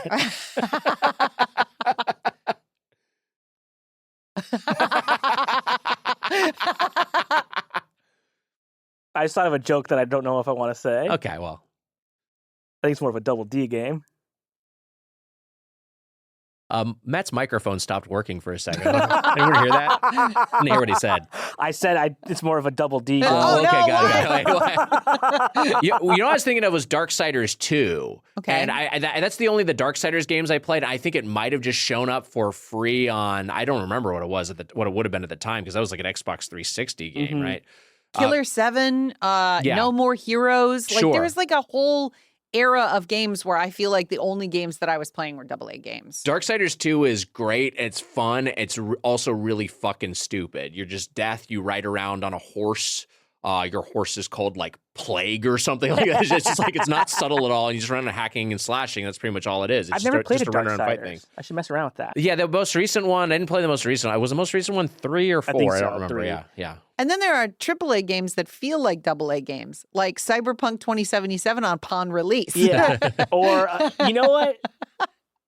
Final Fantasy Stranger in Paradise. I think that's a AA game. Yeah, that's a AA game. Yeah, sure. That's a AA game. It looks, feels, and is one. Yeah. Like, don't you want to fight chaos? I don't care. Who the fuck are you? Fuck chaos. So that's the other thing that you'll see is that a game that has a big license but it's not like, it's like a little Gaiden, or it's like not a mainline entry will sometimes meet the Crystal Chronicles. criteria. Yeah, for Crystal Chronicles. But I was thinking like Dark Messiah of Might and Magic is one, or the Baldur's Gate Dark Alliance / the Champions of Norath, which was the EverQuest when they rebranded it for EverQuest. Those were just like top-down, like isometric hack and slash games. They're just dungeon crawlers, but they were super fun. And it's just like, again, this game just exists to be a video game. You're just running around as a dwarf with an axe, just like chopping up gelatinous cubes or whatever the fuck, and collecting loot. But it's a very fun gameplay cycle. And I like that there isn't a moment where we have this, big, richly animated cutscene that's going to take 4 minutes of real time to watch. Mm-hmm. Fortnite is a weird version of this because it, I think, started as a AA game and then became a AAA game. Because like if you look at the early assets, the animation, the lack of an ability to run, the lack of modes, like it was a pretty stripped down experience. Could you imagine if you started playing it when you couldn't run? You would never want to play it. I would anymore. never have played it. But like the locomotion in the early builds of that game are super slow. And it's also like flat shaded, like you can't drive a car in it. You can't the houses, like everything about it is very AA. Yeah. And it has over time, through sucking money out of everybody's pockets, has become a massive, partially owned by Disney AAA game. Yeah, I mean, you could certainly speak with more authority on that specifically. Like I don't really know how to classify a live service game, because a lot of these are like, they kind of start smaller and they iterate and they become these big sprawling, much more ambitious designs. And yeah, maybe that is it. Maybe they start as AA and turn into AAA. One thing I was thinking, I was just looking for other people's assessments of what qualifies as a AA game, and this was one that was interesting just because we recently did an episode on these games with Mike Drucker. But I was reading someone was saying the 2 Point games are kind of AA games. I was like, I can kind of see that. 2 Point Museum, 2 Point Hospital, which we discussed on here. 2 Point Campus. It's like, yeah, I mean, this is, but there's also an element of like, it kind of feels like an indie game too, and that's where these definitions get nebulous. And there's also like, how helpful is that? Because also a lot of times I think when we're talking about a AA game, what we really mean is a game that fits into one of the categories of AAA games, and a lot of times those are character action games or open world RPGs, but just has a more limited design. When you told me that Kingdom Come Deliverance 2 was a AA game, it blew my mind. I saw some people classify the Kingdom Come games as AA games, and I think that might just again be because of it's coming from an independent studio, and it's a smaller team size. But I know that the level of detail in Kingdom Come Deliverance 2, which I haven't played, is, it seems pretty impressive from the clips I've seen. Yeah. A definition of AA that I saw is that people were classifying it in this way was like AAA and looks only, kind of, where like you could sort of get away with like Clair Obscur looks like a AAA game, plays like a AAA game, but it's a sort of mid-budget, mid-price point. Probably a smaller team made this thing, but like something like Kingdom Come Deliverance looks like a AAA game because of how what's the word I'm looking for? Big it is. How big it is. Yeah, how vast its scope is. That's the word I was looking for. Yeah, big. I couldn't think of the word big. Oh, my pickles in my shoe again. My other shoes in the jar. Some games for me that come to mind are more from recent years, though. Sifu is a great AA game. I didn't play Sifu, but I heard that it was well received. Sifu fucking rules. Yeah. It is so great. I haven't finished it. I would like to get back to it at some point. That studio has another game coming out that is nothing like Sifu at all. It's a soccer game, and it's like just soccer. I'm interested. It's called, I can't remember what it's called. It's called like Rebound or something. Plain soccer. It looks cool. It's sort of like an action soccer game. Yeah. Hi-Fi Rush. Tango Gameworks they had other big Evil Within, I think is their other big games, which are AAA games. And then they do Hi-Fi Rush, which is the sort of rhythm action game. Mm-hmm. You mentioning Hi-Fi Rush made me think of Neon White, but I was like, I guess Neon White is more of just like an indie game, but it does kind of have that sort of feel of a AA game. Yeah, I agree. Was Mirror's Edge a AA or a AAA game? Wow, great question. Because that was a game that had a lot of hype, but then kind of landed softly. But it was, and it undersold, but it was a really cool design. Yeah. The idea of, and man, no one's really, I actually, Neon White is probably the closest it's come to feeling like Mirror's Edge, even though that game does have some weaponry.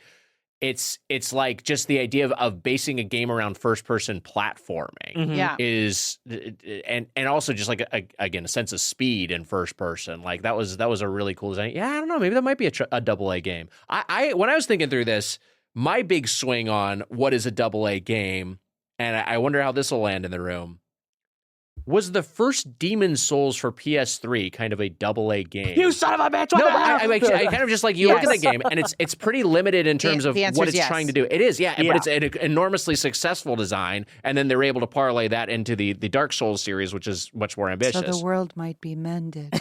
What about these types of games? Because there are games that are like Uncharted and the Sony Spider-Man games are hugely AAA, but then they have other games. They have like the Lost Legacy comes out, and is like, would we say that's a AA game? I don't know, because they're still just like, these are first-party games with enormous budgets for their. I think they still all kind of fit in the AAA, but I don't fucking know. I can think of a AA game that was packaged inside of a AAA game. Oh, which is Factions for The Last of Us. Mm-hmm. So you've got like your main AAA experience, and then you have kind of a well thought out, but not exceedingly deep online mode where you can like battle other people, which is not the focus of the game and wasn't even repackaged upon re-releases. Like you can't play factions unless you play the original game.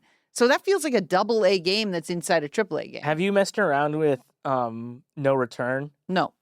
I messed around with it pretty recently. Uh-huh. It sort of undercuts the entire message of the game.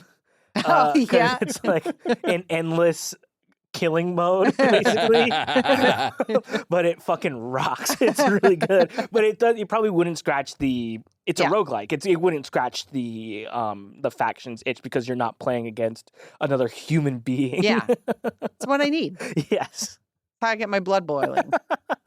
I don't know if this applies to Psychonauts 2, but I feel like Psychonauts 1 was kind of a AA game. Like it just, I don't know. It feels like that had that same sort of, it wasn't a great game. It wasn't like the kind of release with a sort of fanfare of like a first party mascot platformer of the era. Right. I think that the majority of my game collection is AA games because when a AAA game comes out, everybody plays it. Everybody basically likes it if it's your kind of game, right? But when you find a AA game that you really connect with, it becomes something very special to you and a little bit more of a, like a smaller audience that you can communicate with about that game online. Like, there are plenty of people who've enjoyed Katamari Damacy. Sure, great. But is it going to be the game that people list first on when they're thinking about the PlayStation 2? Probably not. And so you're already self-selecting like the games that you connect with and the audience that you connect with. Whereas if you say to somebody, oh, I really liked Call of Duty Modern Warfare, like that's going to be a much larger net that you cast. Right? Sure. Yeah. So it feels more specialized. It feels more personal and it feels more, I don't know, kind of like a secret that you have, even though these are huge multi-million selling games. I think I got something. All right. Red Dead Revolver, AA. Red Dead Redemption, AAA. So sometimes we have the proof of concept that leads to a, or the glorified tech demo that leads to the actual, product in the next iteration. Bully, AA. Sure, yeah. Yeah, that's pretty okay, good. so that's interesting because the Rockstar obviously was making at the same time the Grand Theft Auto franchise, but yeah, they have a little they're like, "Oh, let's make this Bully game. Let's see what's going on here." And I feel like the same thing, I wonder how to classify the Yakuza franchise / like a Dragon franchise, but it does kind of feel like when they make a game like came out earlier this year, like a Dragon Pirate Yakuza in Hawaii is like that feels like they're taking, that's not a mainline entry, but they're kind of doing like a little bit more of a AA. They're reusing some of the existing content, some of the existing mini games and putting them into different contexts. That feels like they're kind of doing like a AA riff on this existing franchise, which happens sometimes. The that Prince of Persia Lost Crown sort of is AA to me. Only in that, also it's like it was a smaller studio that Ubisoft had, and then they were like, this game didn't. It sold pretty well, but then they shut the whole thing down. I can think of a game that started as AAA and became AA. Oh, which is the Sonic franchise. Sonic's AA. Sonic Frontiers is that feels like a AA game. It's a AA game. Playing it, but I mean, it rocks. Yeah, it fucking rules. But like your initial Sonic games. I mean, not that 16-bit, because we've already said that the criteria for these AAA games is not that they really, really apply to the 16-bit era, but your first Sonic games, and certainly Sonic Adventure, it was everything that they had, like throwing everything at that game. Yeah. And by the time you get to Frontiers, after you've had Sonic turn into a werewolf and you've had Shadow holding a gun, like that, then it's a AA game. Sonic kissing a human lady. That was maybe their last attempt at making it a AAA game. I also think that there are AA games that are inside of franchises for AAA games. So there's like Final Fantasy Dirge of Cerberus. Yes. Sure. Which is like a AA Final Fantasy VII spinoff. Yeah, or Crisis Core. Or fucking First Soldier was a AA online experience. Yeah. There's no, I mean, I was just thinking about the bouncer, which I guess is was a double A game. Yeah, I guess for I don't know. sure. the bouncer, yeah. I haven't thought about the bouncer. In Oh my forever. God, the bouncer. What about something like Gun? Yes, double A. I never played Gun, but I remember Gun. Yeah. It feels like it. I don't fucking know. Or what was that game that was, it's just Roman numerals 13. They just like remastered it like in the last couple of years or something. I think that's just a section of Kingdom Hearts that you like. Oh, wait. I'm thinking of Organization 13. A couple more I wrote down here. I don't know. I don't know if this really qualifies, but I mentioned the Rocksteady games, and I mentioned obviously Arkham City, Arkham Knight. Those are like AAA games. Yeah. But I remember playing the original Arkham Asylum, which is just so. And I mean, I'll be honest. I think my favorite of that franchise. I just have such a soft spot for that game, and just how great the combat felt at the time, and what a novelty it was. Just be Batman, just like fucking guys up. But it's like, that game is so confined, you know. Yes. It's so limited, and it's just like, I don't know. This kind of has a AA feel to it. Yeah. Not to make my list too heavy on superhero games, but my other big swing I was gonna throw out here. And I know it's absurd to say because this is one of the greatest games ever made, and it came from Valve. But doesn't Portal 1 kind of feel like a AA game, or does that feel more like an indie game? I mean, it feels like a double A game. Yeah. It's so singular. It's kind of hard to classify, but right. I mean, it's not an indie game in the traditional sense. Yeah. So I would say that it has to be a double A game because it certainly wasn't a triple A title. Like it wasn't Right. like, have you heard Portal is coming? it was kind of like, hey, here's this. Check out this thing Yeah. Valve made. You know, it's fun. We got some, got some students from DigiPen and kind of made they let them make a new version of their design. It's kind of just like a major flex. So like, yeah, here's just Yeah. this little game that's one of the greatest games ever made. Here you go. It's like a 5-hour experience. Ranch, did you finish your Portal playthrough? I did. Yeah. I did it in one sitting. What's your overall assessment of that game? I really loved it. Are you going to play Portal 2 or did you play Portal 2? I've not played it yet, Okay. but it is on my list. Okay, well, there you go. Well, let us know when you get to it. Portal 1, AA. Portal 2, AAA. Yeah, I think that escalation often seems to happen. I you could know? just do that for an hour. Give me two I think games. you have. I think that's what we. This one, but then this one.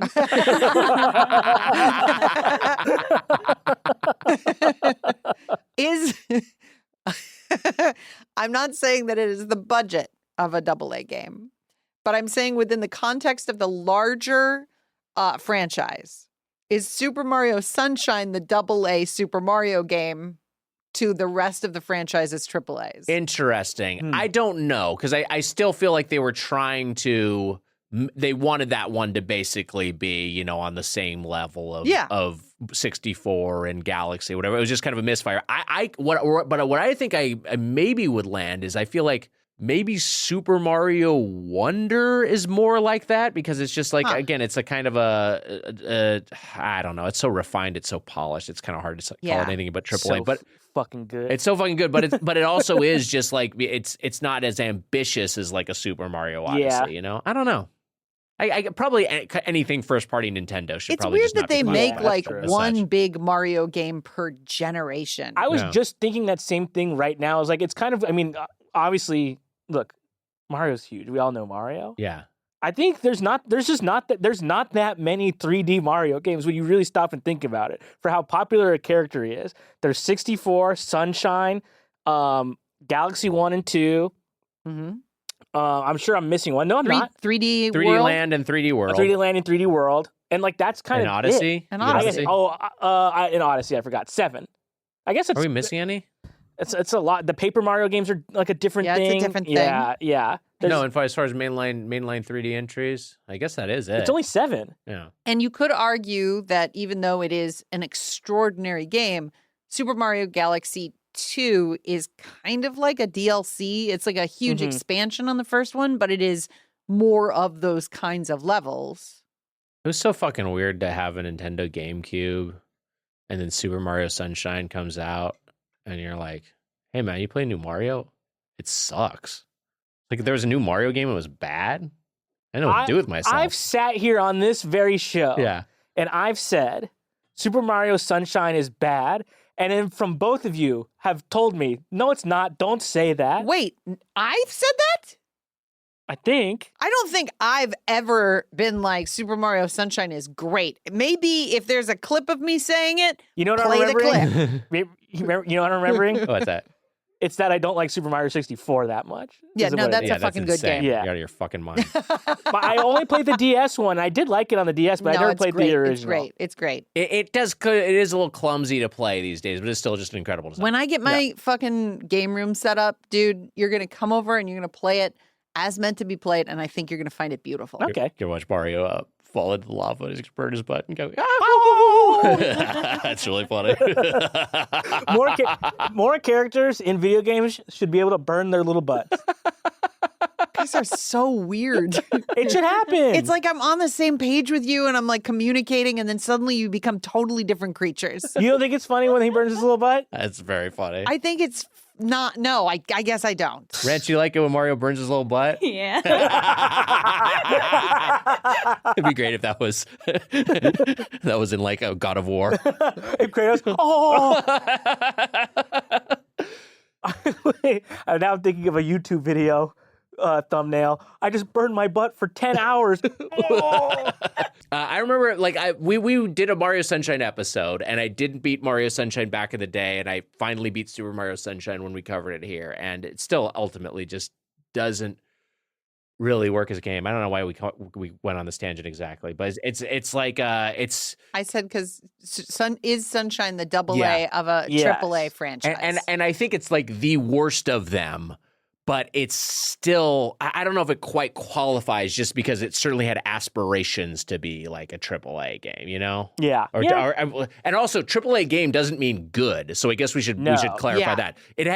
It was trying very hard to be that sort of game. It didn't ultimately work. right, because However like you want to classify it. that Sony game that was like out for like a week was like a huge AAA Concord, game. yeah. Yeah, Concord was like a massive AAA game. Yeah, and I think that's like, you know, however all the Assassin's Creeds have been received, they've all been AAA games. Yeah. They've all had that level of that scale of budget applied to them. Is Helldivers 2 double A?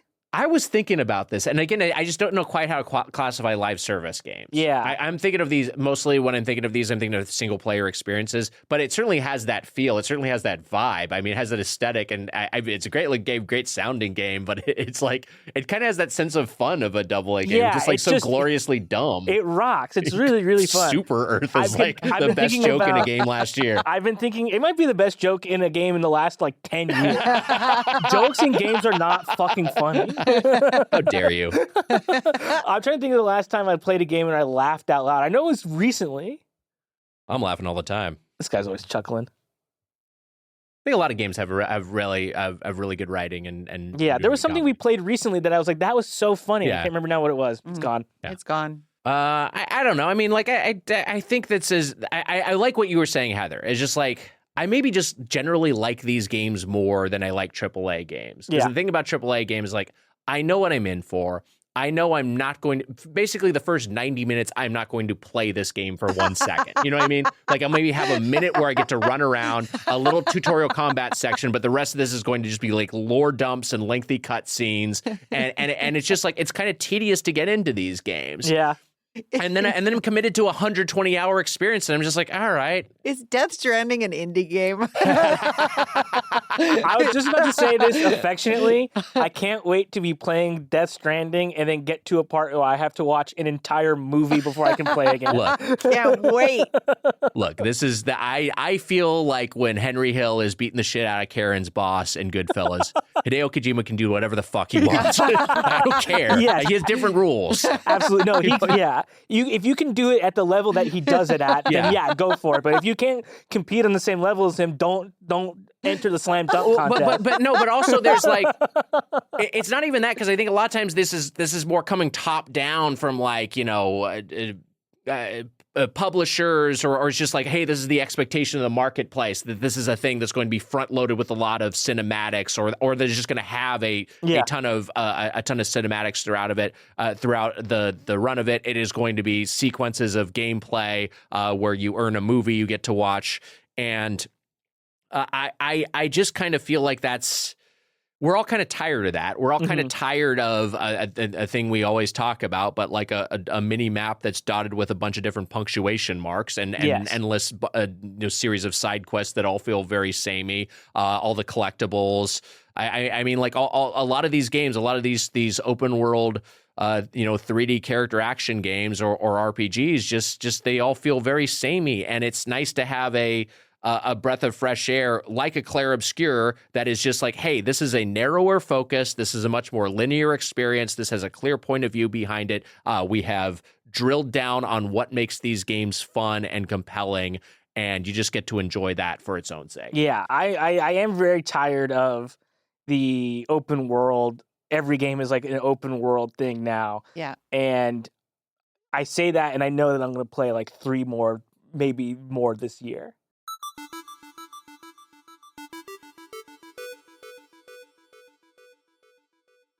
Hey, shall we do a segment? Let's do it. Let's do it. All right, I've got some dudes from video games, and we'll see if our producer Ranch knows who they are. It's another edition of Dude Ranch. And hey, in honor of Ranch's birthday, these are all dudes from games that are celebrating a birthday. These are all games that turned 20 years old this year. Wow. So I'll be saying dudes from games released in 2005. Okay. This is good. This is good. All right, and let me keep score here as we're going. And these are all older than Ranch, right? Then, if it's from 2005. Yeah, I think Ranch is celebrating her 19th birthday. Okay, so first up, this one should be a gimme. Does Ranch know Leon Kennedy? I'm going to say yes. Matt says yes. I'm going to say yes. 2 yeses. Ranch, who is Leon Kennedy? Ian Kennedy is from Resident Evil. There we go. That's right. Resident Evil 4 specifically. All right, you both get a point here. Next up, Kratos.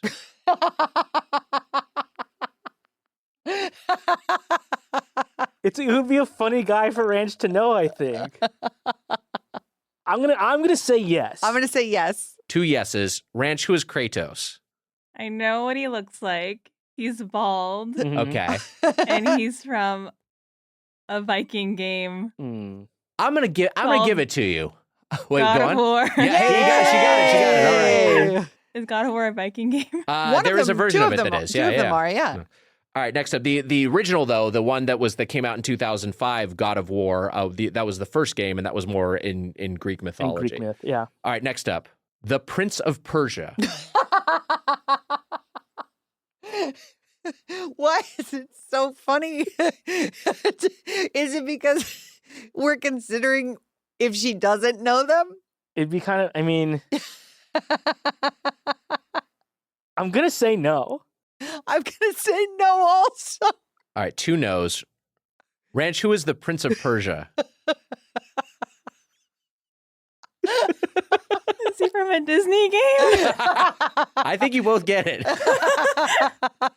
It's no, a he's fair from. guess because of the movie. He's from the the Prince of Persia franchise, and the specific game was Prince of Persia: The Two Thrones. Came out in 2005.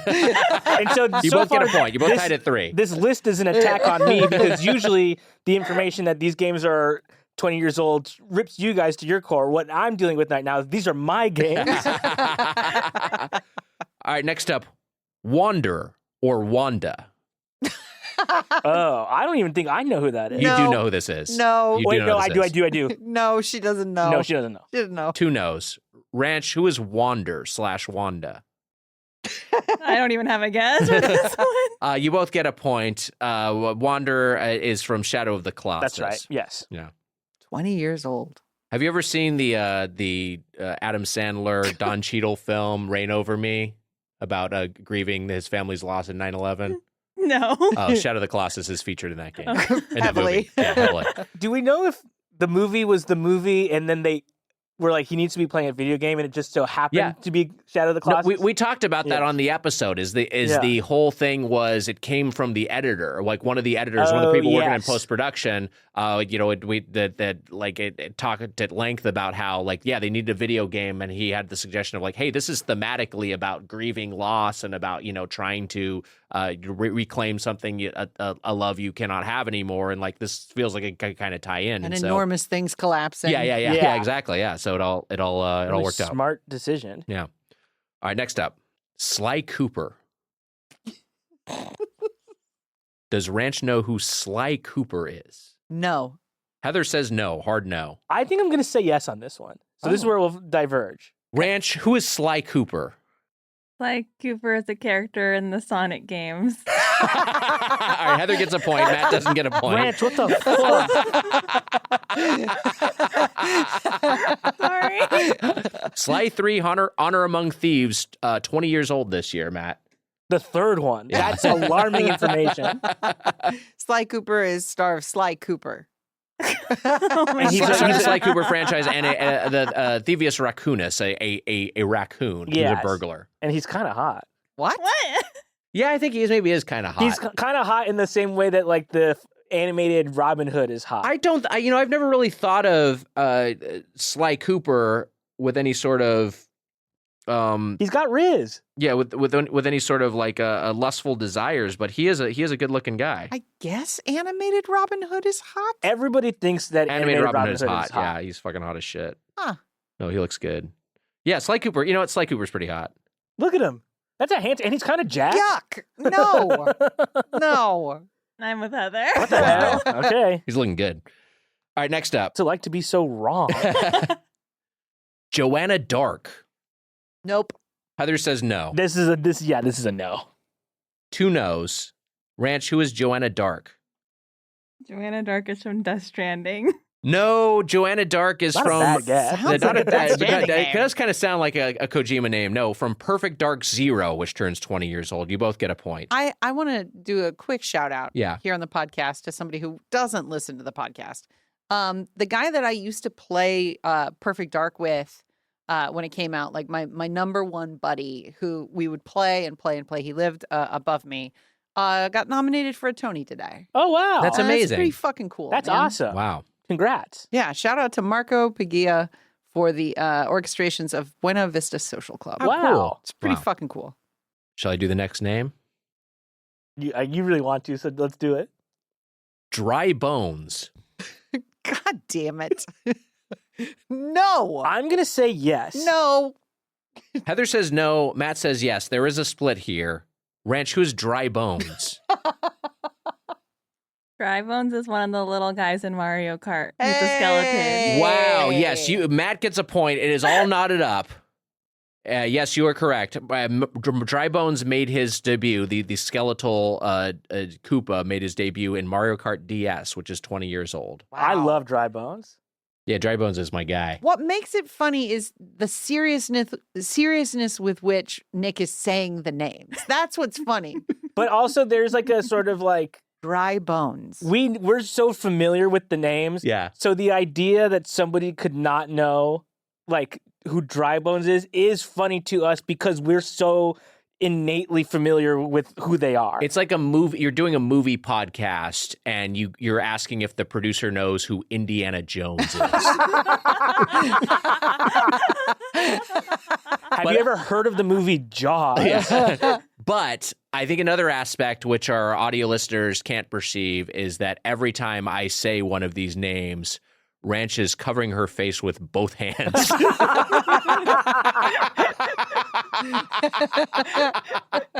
All right, final one. And this could be the decider. This will determine it. John Madden.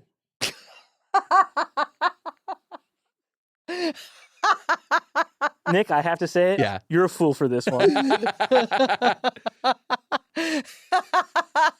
Oh no. I'm gonna say no. Heather says no. I'm going to say yes because one of us has to win. Wow. John Ranch, who is John Madden? John Madden is the guy from Madden 2K. Hey! Madden 2K! You know what? I think you both win. I was really hoping that Yeah. Ranch wasn't going to say one of the guys from Good Charlotte.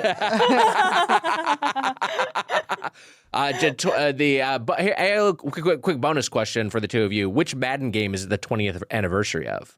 Bit of a trick question. 05. I'm gonna say No, it's 04. Wait, no, it can't be 06. You guessed 3 times before Heather guessed once.